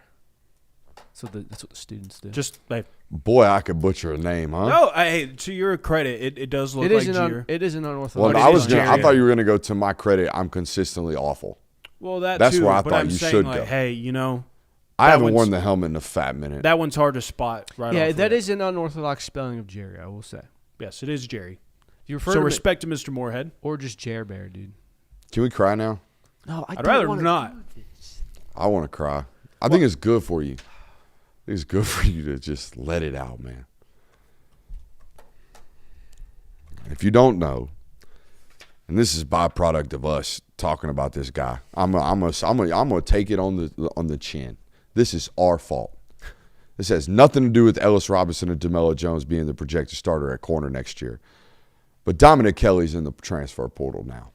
And Dominic Kelly's probably going to go play at a national title contender and start for them at corner next year. And that is absolutely catastrophic for me and absolutely catastrophic for this show, because I don't think we've ever bought as much stock as a human possibly could be bought. Guys, Like, I don't know what to do with myself. I tweeted before the Kentucky game, just a heads up, I'm buying 1 gazillion shares of Dom Kelly stock. Gazillion.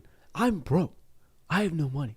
No. You still have the stock. I'm shaking cup at the corner broke right now. No, you still have the stock. Not in the red and black. No, it's not in the red and black. And you could even argue that it's at an all-time low right now, because he's not at Georgia. In fact, he's not anywhere at the moment. Damn, Homer. He's just in the transfer portal. No, I mean, he doesn't have – Stock is 0. He's not a dog. Well, we have no idea where he's going at the moment. So that would, to me, provide a dip in the stock. But I'm not like you guys. I never thought it was going to be good anyways. I didn't have any attachment to Dominic Kelly ever. I never sat on this show and told you that I thought he was the future, that you just wait. I never even claimed that I was going to go Dominic Kelly highlights, and that was an infinite money glitch, because people would just go to that in the offseason and watch it time and time again. I surely wasn't doing any of that myself anyways. You make me sick, Jay. I can't believe this. This is like Let when me I cope, say, dadgummit. This is like when I say reports. Reports. There's a CYA right quick. I can't believe What y'all didn't hear the entire time Jonathan ever said anything about Dominic Kelly was, unless it doesn't happen. Dude, I had this one visions sucks, of, man. I It had sucks. visions of all of us sitting here in like 2026, 2027 and talking about, man, Georgia has a first-round lockdown corner. Who would have seen this coming? And all of us just having shit-eating grins looking at ourselves like, we did. We knew this. We saw this from G-Day his freshman year. We knew Dom Kelly was a starter. And Hey, this is the cost of the new era of college football. Of, you know, you can't get attached to players, man. Not until things start panning out and things are actually happening, because this is always at risk. You know, a player that you feel like you should put a bunch of stock into, that a player that you want to go and buy their jersey. It's hard to do those things in this era of college football, because 1 minute they're playing for your favorite team, and 1 minute it looks like they're going to be the next star of your college football team, and the next minute they're in the portal for probably beneficial reasons to themselves. But it's just how the world goes now, right now. You guys also didn't help by taking 2 more corners in the portal. No, and that was when they started doing that, I was kind of like, something's You going didn't help the on. poaching efforts. That's what I would say. He probably listened to a plethora of, Sure. man, they must not believe in you. We do. You know what I mean? We've been believing in you since you were 17. We've been recruiting you since day one. And we watched that Kentucky highlight that Jay Will put up on YouTube, and that thing is gas. That thing is gas. And it's worth noting, too, That it is gas? That and also that Dominic Kelly was an early enrollee in the sense of he reclassed to the 2025 recruiting class. He's supposed to be in the 2026. And I say that to say this is a player that believes in himself, thinks very highly of himself, and believes in his abilities. He's a baller. Yeah, exactly. So for him to sit here and potentially wait for 2 years before he gets his big moment to shine probably was a little far-fetched to begin with, because this guy is, like I said, a big believer in what he is able to do on the football field, and he's probably going to go play somewhere. He's probably going to be great. But, again, just the nature of the business nowadays. So the nature of the business has been around for a little bit, and there are a bunch of players. Huh? He still follows me on Instagram. Does he? Yeah. We got a player in the TikTok chat That's right about now. to change. No, don't unfollow me, Dom. We got a player in the TikTok chat right now. Who is it? I mean, get over to TikTok, figure it out. I don't have TikTok, dude. I don't want to dime out players. My mom only have it. that kind of thing. I did just figure out who the next head football coach is at Grayson, though. So that's cool. That was that phone call, by the way. Probably should have answered it. Can't break it till 8:30. I was just told, though. So don't try to get that information out of me. It's 9:20. No, 8:30 in the morning. Oh, okay. Yeah, 8:30 in the morning. You got fooled. It's not the real one. It's not the real one. Not the real one. Dang. Who was it? Who's the? I don't have TikTok. I'll put it this way. we He thought got- a certain Georgia quarterback we was in got- the live chat. We got. Oh, yeah, we got him. Yeah, No offense. they exist. But like, Let me word. show me Let me see this. We got bot accounts for that. Hey, that Georgia fandom run deep. You know, all the other Georgia ones were fandom taken run up. deep. All right, so Dom obviously make you cry leaving. What we did today, I think, is a really, really good exercise. We took last year's portal exits and just looked and classified them, in my opinion, in 3 categories, right? Here are the 3 categories. Guys that have left, and it's been an absolute home run decision. They are absolutely balling out or getting paid bazoon type of money, right? I don't even think that's used correctly.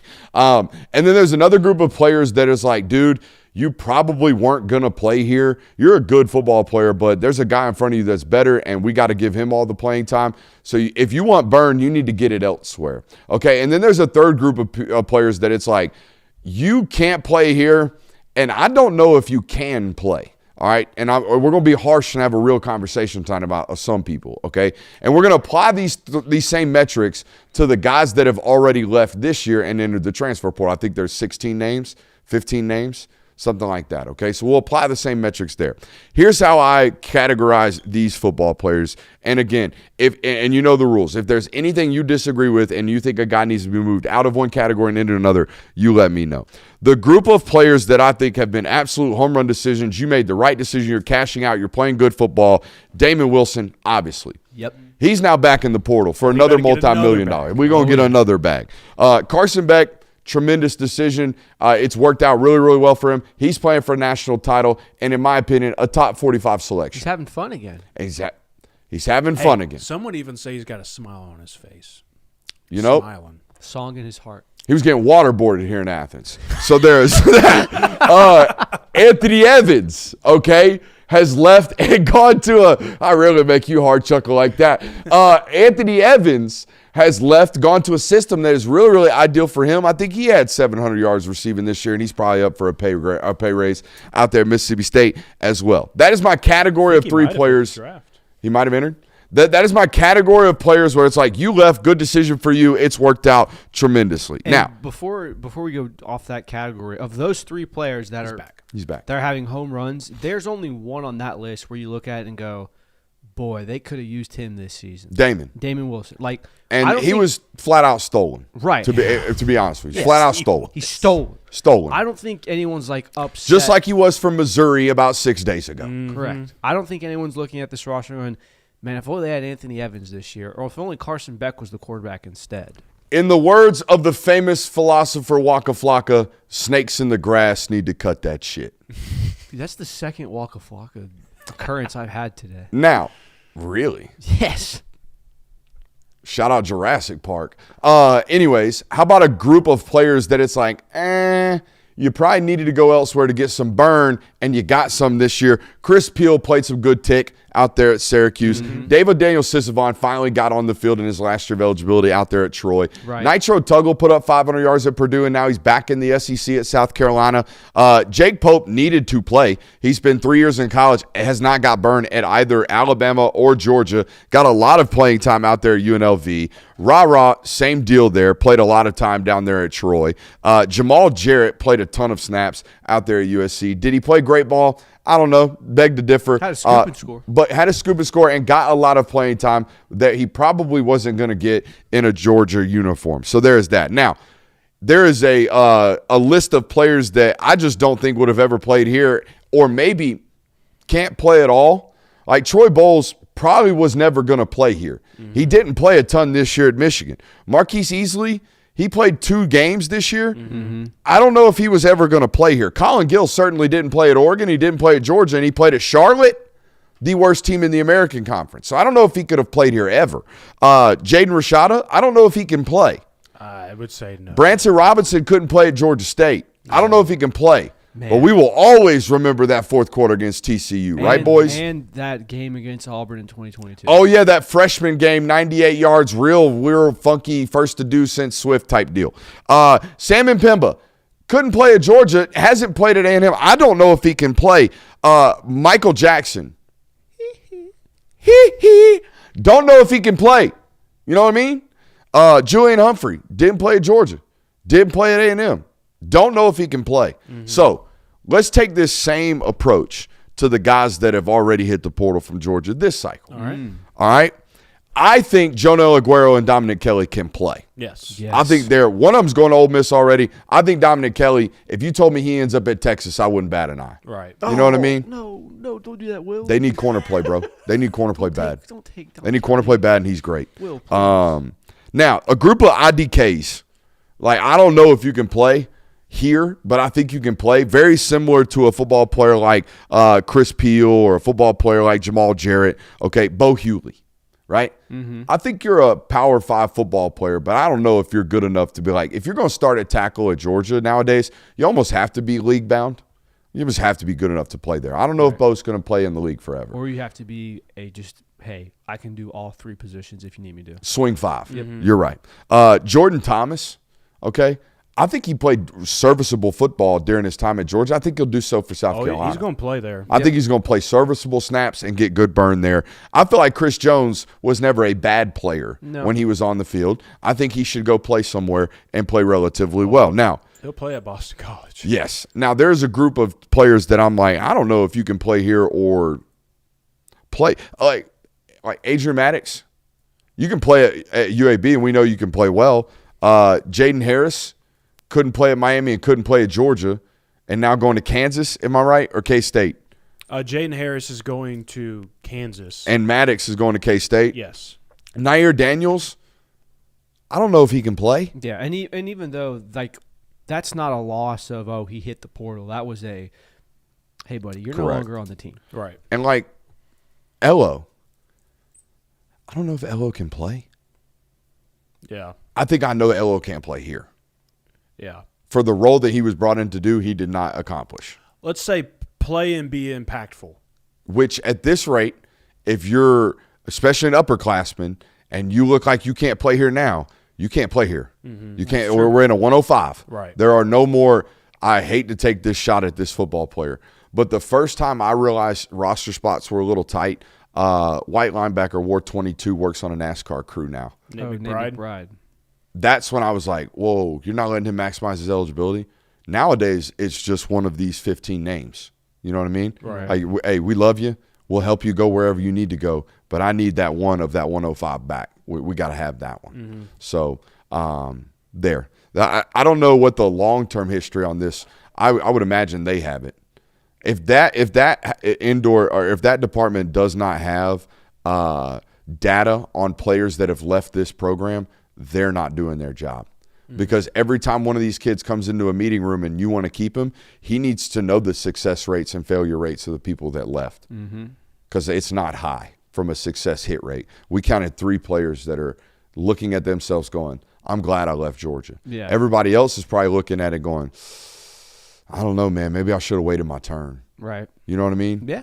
So there's that. I mean, that's definitely the risk you take when you go into the portal. But, you know, these players obviously believe in themselves, and there's obviously outside sources saying, hey, you go here, you get X, and this place will develop you better, and so and so. So, I mean, I'm not, you know, chastising or criticizing the decision to go in the portal. I get it, but I think it is worth noting that there is a massive risk that you take when you do these types of things. It could absolutely upend your career. Like we talked about it before.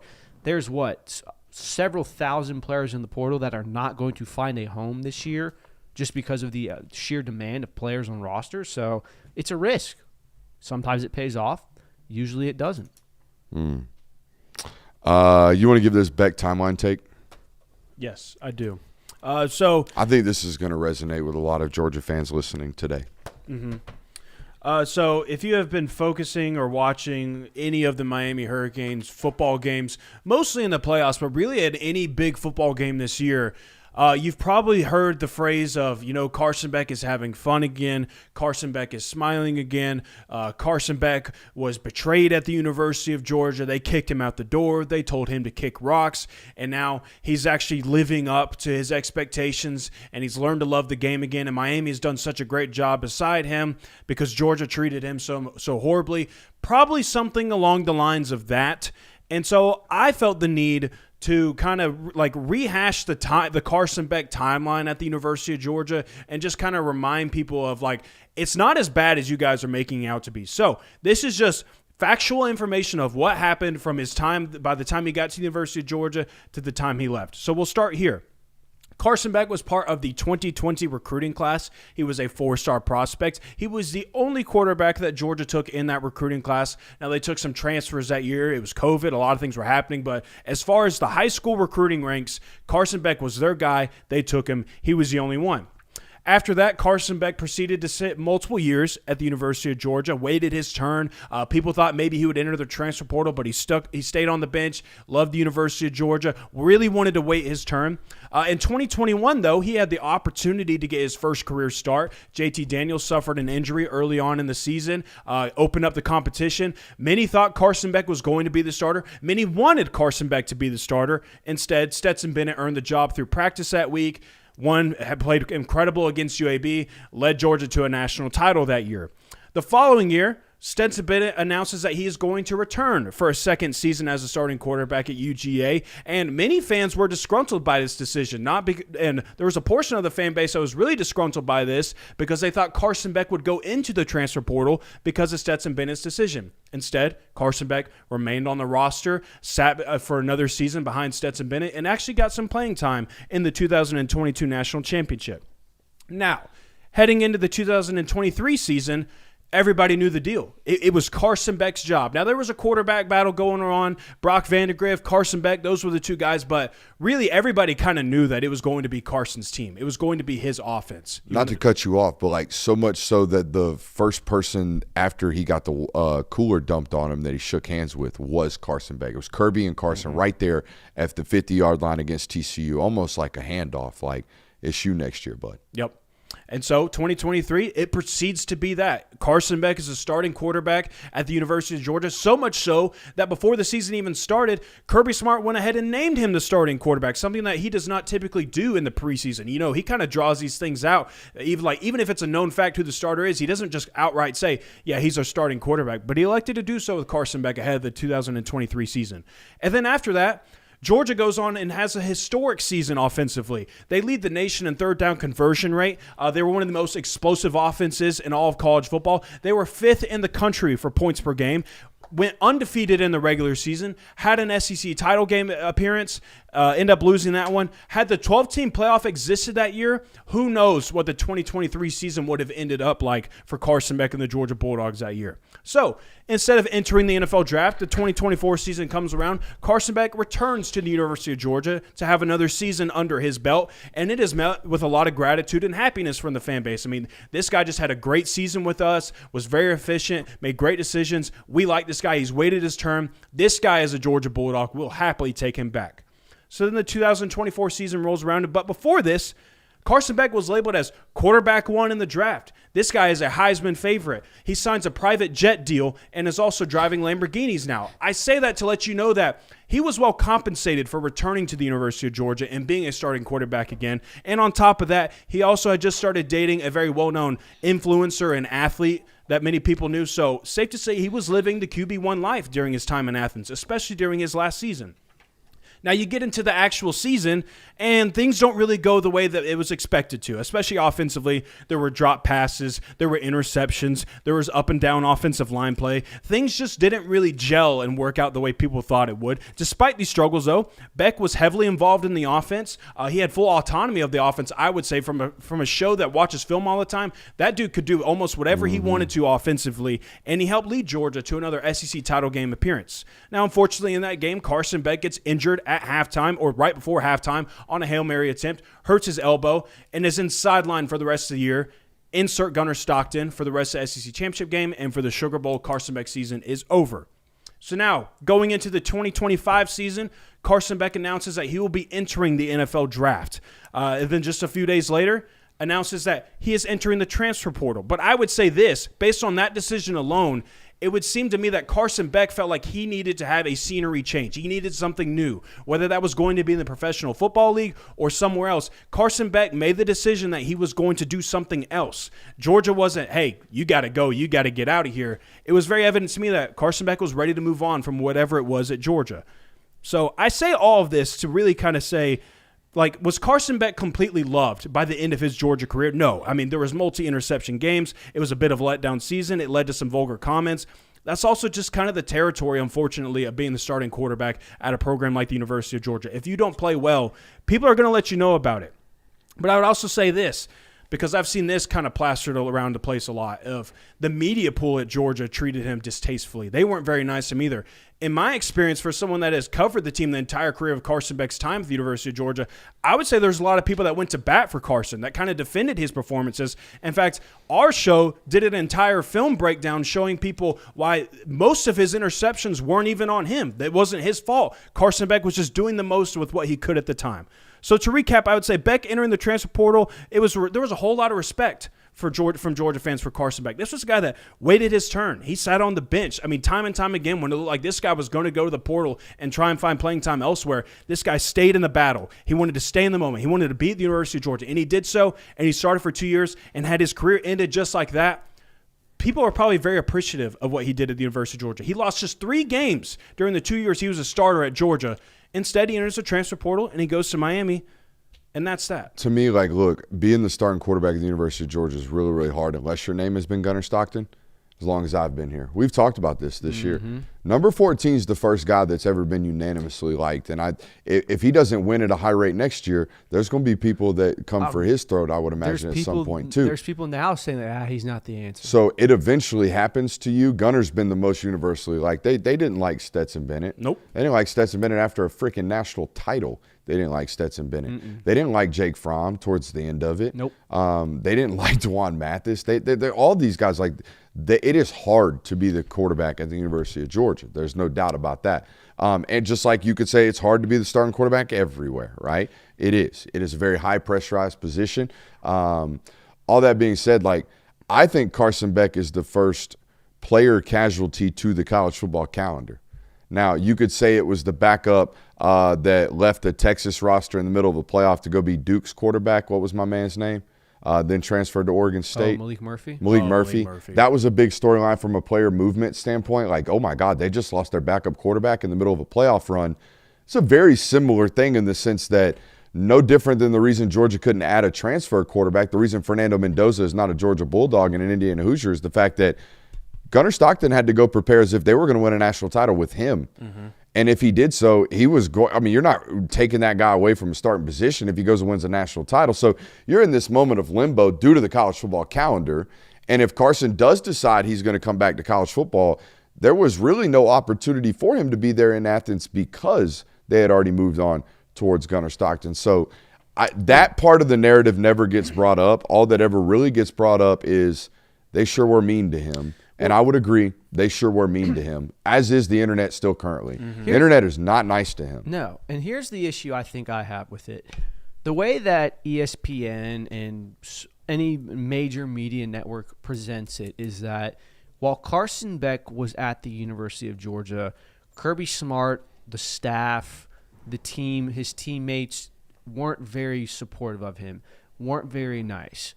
That couldn't be further from the truth. Now, if you want to talk about how he was treated by the Georgia fan base during that 2024 season and outside sources because of that, yes, I am all here for the, hey, these guys really spit him up, chewed him up, spit him out. He was not treated well. He was treated poorly. That's not the narrative, though. The narrative is that playing at Georgia and playing under Kirby Smart took the fun, took the life out of it, and sucked. He didn't enjoy it. Broke him. He's got a smile on his face now. He's at Miami. I think that's more to do with the fact that he's in a position and he's winning than it does the coaching staff. And to his credit, he's been presented the opportunity multiple times to say, hey, how is this different than your time at Georgia? And he's always been very thankful for the coaching staff, very appreciative of his time there, very complimentary of the 4-5 years he had there. It's the fan base that I think is the part that treated him poorly, and that's not what gets recognized. No, and it's like to the point of like after the 2023 season, I mean, that guy played some of the best ball he ever has and was part of a very winning team. I mean, it like had it ended there, none of this ever happens. But because he played poorly and because, again, the internet was mean to him and all this other stuff, like it gets twisted and misconstrued as something horrible that Georgia did to him when I think it was just a tough year on Carson because – again, going back to it, you're labeled as the potential first overall pick in the NFL draft, a Heisman favorite, and all these things, and we don't necessarily live up to those expectations, and your season doesn't end the way that you wanted to anyways. Like, yeah, that's pretty crushing as a person, but it was nothing that Georgia did to Carson Beck that put him in that situation. It was just like, yeah, it's a tough year for a guy to go through a lot of those things and then to have to, like, reevaluate everything of like, well, am I going to go to the NFL or am I going to go back to college? All these things, like, yeah, it's a tough spot to get out of. Happy birthday, Candace. This is the last football game he will play in college, and we just did a lot of narrative and timeline talk. How about what he is as a football player? I'll run that down right here. I took some notes on it today. Everybody's fascinated with player comps. Let's give you a player comp here. Flatline, like if he gets to 90% of his ceiling, I think he's Kirk Cousins, pocket guy, dynamic decision maker, might one day lead the league in completion percentage, but never lead the league in passing yardage, that kind of guy. The low end of this is Davis Mills, okay, career backup guy, but God forbid we ever need him to play. He's plug and play, good enough, mediocre, winnable, all right? The fringe Hall of Fame version of him is Phillip Rivers without the funky throwing motion. Or the 17 kids. Or the 17 we kids. don't know that yet. Don't make assumptions. Facts. Carson Beck strike you as somebody that wants to raise 17 children? I have no idea. I don't either. Did Phillip Rivers want to raise 17? I will say this: I've always truly admired, and I use the word admired. I contemplated what word you admired the way he plays the position, because I feel like he plays the position from a neck up standpoint way more than 99.9% of college football quarterbacks that I study. His ability to process information, his ability to get our team in the right play, his ability to read coverage, dissect information, get the ball out on time, his ability to tie his feet with his eyes, his mechanical cleanliness from the feet up has always been a joy for me to study. There's never been a moment in his career, you've watched almost every single film study for me in here, where I don't give him credit for the way that he plays the position. There are some limitations from a athleticism standpoint or whatever you want to say. That's the way I am with him. He fascinates me from a studying the position standpoint. I think he's going to wow people on the board in the draft process, but I don't know if he can win a room. Does that make sense? Yeah. I think if you put him up there and you say, hey, let's talk some football, That's that. I don't think you'll ever leave the room in a meeting scenario with Carson Beck and go, damn, that guy's a dude. You know, we say that about some of these guys. I feel like there's a presence with them. I've never felt that around him. That being said, I haven't been around him in 16 months. I don't know. You know what I mean? I don't know what person he is nowadays. They're young people still. They change a lot. Hell, he's become a better football player in the last 12 months. Some of the limitations have been nixed.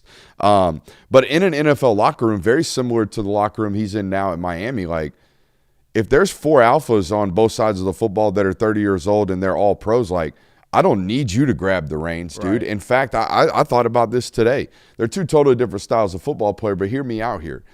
I felt like the trajectory of Russell Wilson's career when he was, this guy's going to say absolutely nothing. He is a point guard on a team with elite football players. He was far closer to a Hall of Fame track on his career than when he became Danger Russ and made it all about him and I got to go do this on my own. See what I'm saying?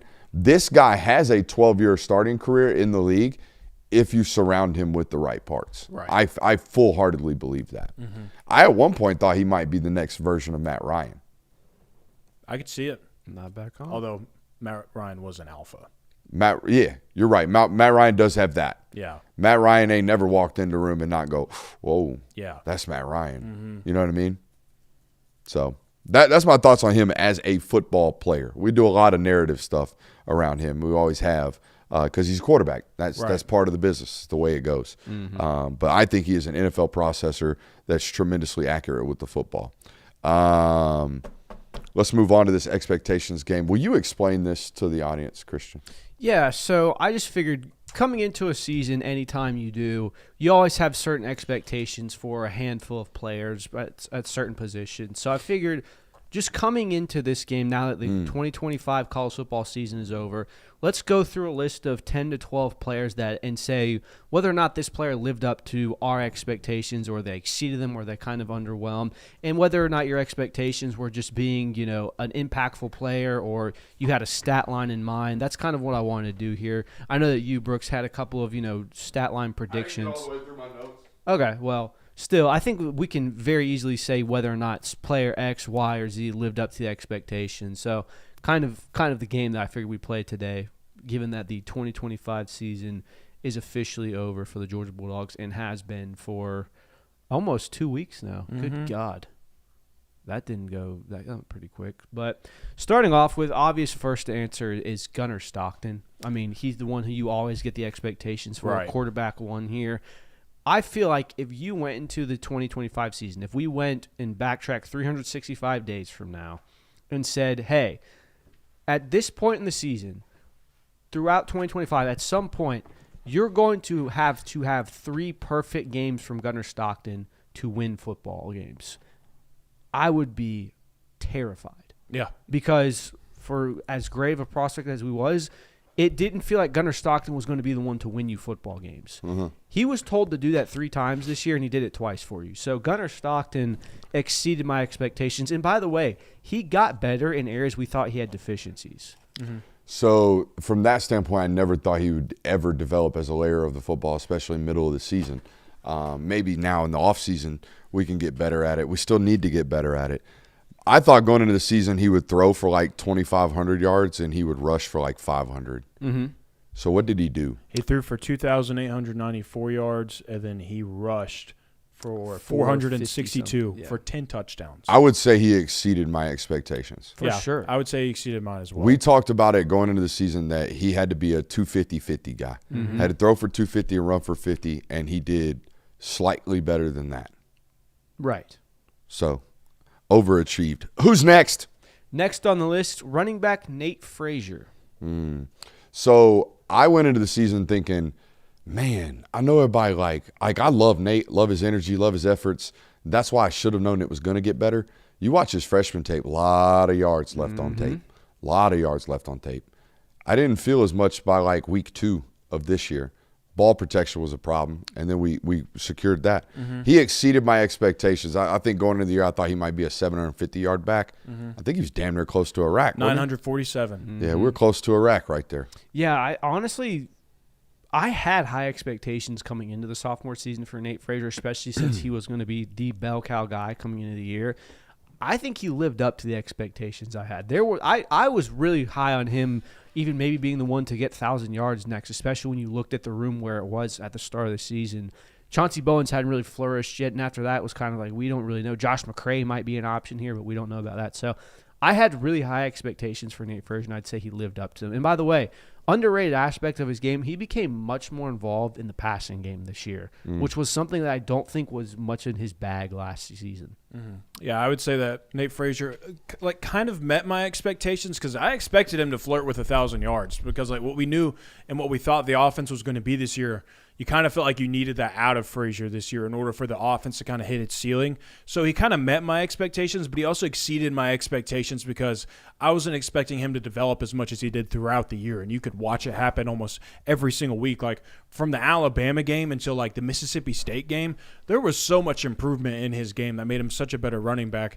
And the ceiling is really high for him coming into this next year. Next on the list, Zachariah Branch. This one's going to be pretty easy. Exceeded by expectations. Any transfer portal that hits at that rate at the University of Georgia wide receiver exceeds expectations. I go into most years being like, prove it. Prove it. I know y'all tell me this guy's great. All camp season, the intel is, my God, wait till you see this guy. They think he's going to be a first rounder, and then it's like 600 yards. This was a dude that actually did it. Yeah, and I think even to Zachariah Branch's credit, he exceeded the ceiling that I had for him. I would have never imagined he's going to be a guy that breaks the single-season receiving record at the University of Georgia. And he wasn't a guy that coming in there was might have some drop issues, might be some mistakes there. He did not muff a single punt. I held off on pointing this out until the season was over. He did not muff a single punt. He was basically a perfect receiver for you. By the way, for as much shit as Mike Bobo gets, the University of Georgia used Zachariah Branch far better than Lincoln Riley ever did. I think the University of Georgia gave the blueprint for what Zachariah Branch is as a player hey, get him the ball quickly and watch the magic happen. He's not necessarily a deep threat guy. I can't remember other than the fade in the red zone. Ole Miss, yeah. He got somebody earlier in the year on a very similar slice. He was like twice. Yeah. You're right. 20 yards downfield with a vertical ball, or a lobber. Or hitting 15-yard deep overs. But there was never hey, this is our 50-50 fade guy. Can't be. He's 5'8". He was utilized perfectly. So credit to Mike Bubba and credit for Zachariah Branch for exceeding expectations, exceeding the ceiling. Next on the list, Ellis Robinson. Here's what I'll say. Played the ball in the air really, really well, which is the number one concern I have for a corner is when the ball's in the air, are you going to panic? I didn't feel like he ever did. I felt like every time he really got beat, he got beat with close man-to-man. He's in the hip. He's right there. You just got to play the ball. But, man, the more and more this program grows, the statement of your favorite college football coach subscribes, you should too, is not a ploy. That is a real thing. We have a lot of coaches that watch the content, a lot of coaches that enjoy the content, a lot of coaches that talk to us about the content. My vibe and Georgia's vibe on Ellis Robinson is totally different than other people. Other people feel like they can attack him, and that's weird to me. I felt like it was worth bringing up. It's very weird what I think of this player and then what other people think of him. And now what that might be is because they look at everybody else and well, shit, if we're going to get somebody, we might as well get the guy who just started playing. Right. Same thing they did to DeMello against Ole Miss. If we're going to get somebody, let's get the young cat. Right. So I don't know. It's just I thought it was worth bringing up. I would say he met my expectations this year of with any new starting defensive back, you assume that there's going to be some struggles. There's going to be some moments where it's just not there yet. Just don't have enough snaps yet. There was a few moments there early on in the year. And then as he started stacking reps and as he got more comfortable in the game, then he started showing the flashes of that's the Ellis Robinson we think we're getting next year. The complete version of Ellis Robinson as a college football player, I think you saw signs and glimpses of that to close the year. And that's kind of what I expected him to be. I think that Ellis, from an athleticism standpoint, absolutely lived up to the expectations. Some of the plays that he made, some of the ways that he locked down receivers in coverage, yes. I do think that, especially early in the season, there was a very much, it's very obvious this is a raw talent right now. This is a guy who doesn't necessarily trust his feet right now. He's getting beat a lot, predominantly by speed on the inside. That was a big issue. He got better throughout the season. I would say he lived up to my expectations. Who's next? Next on the list is Oscar Delp. I think that if you expected anything other than what Oscar Delp gave you this year, would you have 350? 350? something like that? I think that Oscar Delp could have probably been more involved in the passing game.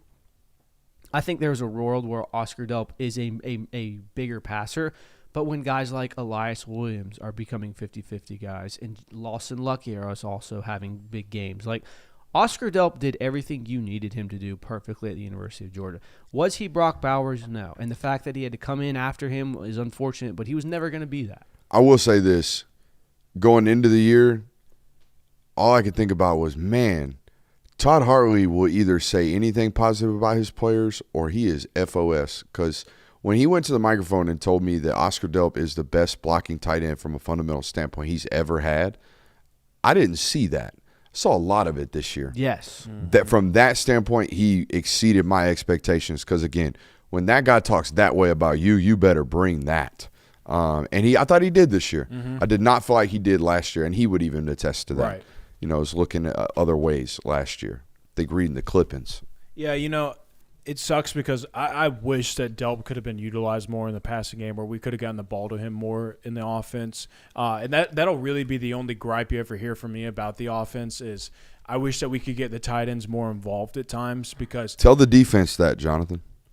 oh yeah, Tell the defense we want to get the tight ends open. and it's Tell such them a that. silly gripe to have because it's either there or it's not, and like that's the whole thing. And so it's just my only gripe. Just because though, like Oscar Delp is a special athlete at the tight end position. Like they don't make him like that. Like and they don't make Brock Bowers but Oscar Delps don't just roll off the truck either very often. So that was really my only gripe. But Oscar Delp this year was everything that they needed him to be of, hey, we need you to block and help out in the run game, and he did so every single weekend with a smile Also on a his face. guy that people are going to be like, wait a minute. He's 6'5", 252 and just ran 4.54? What Yeah. the hell was that? Just a special athlete. Wait a minute. 261 yards receiving. Fire Bobo.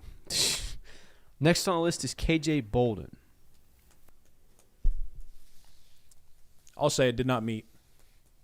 I think I came into the year with the expectation that, okay, KJ Bolden has a season of starts under his belt.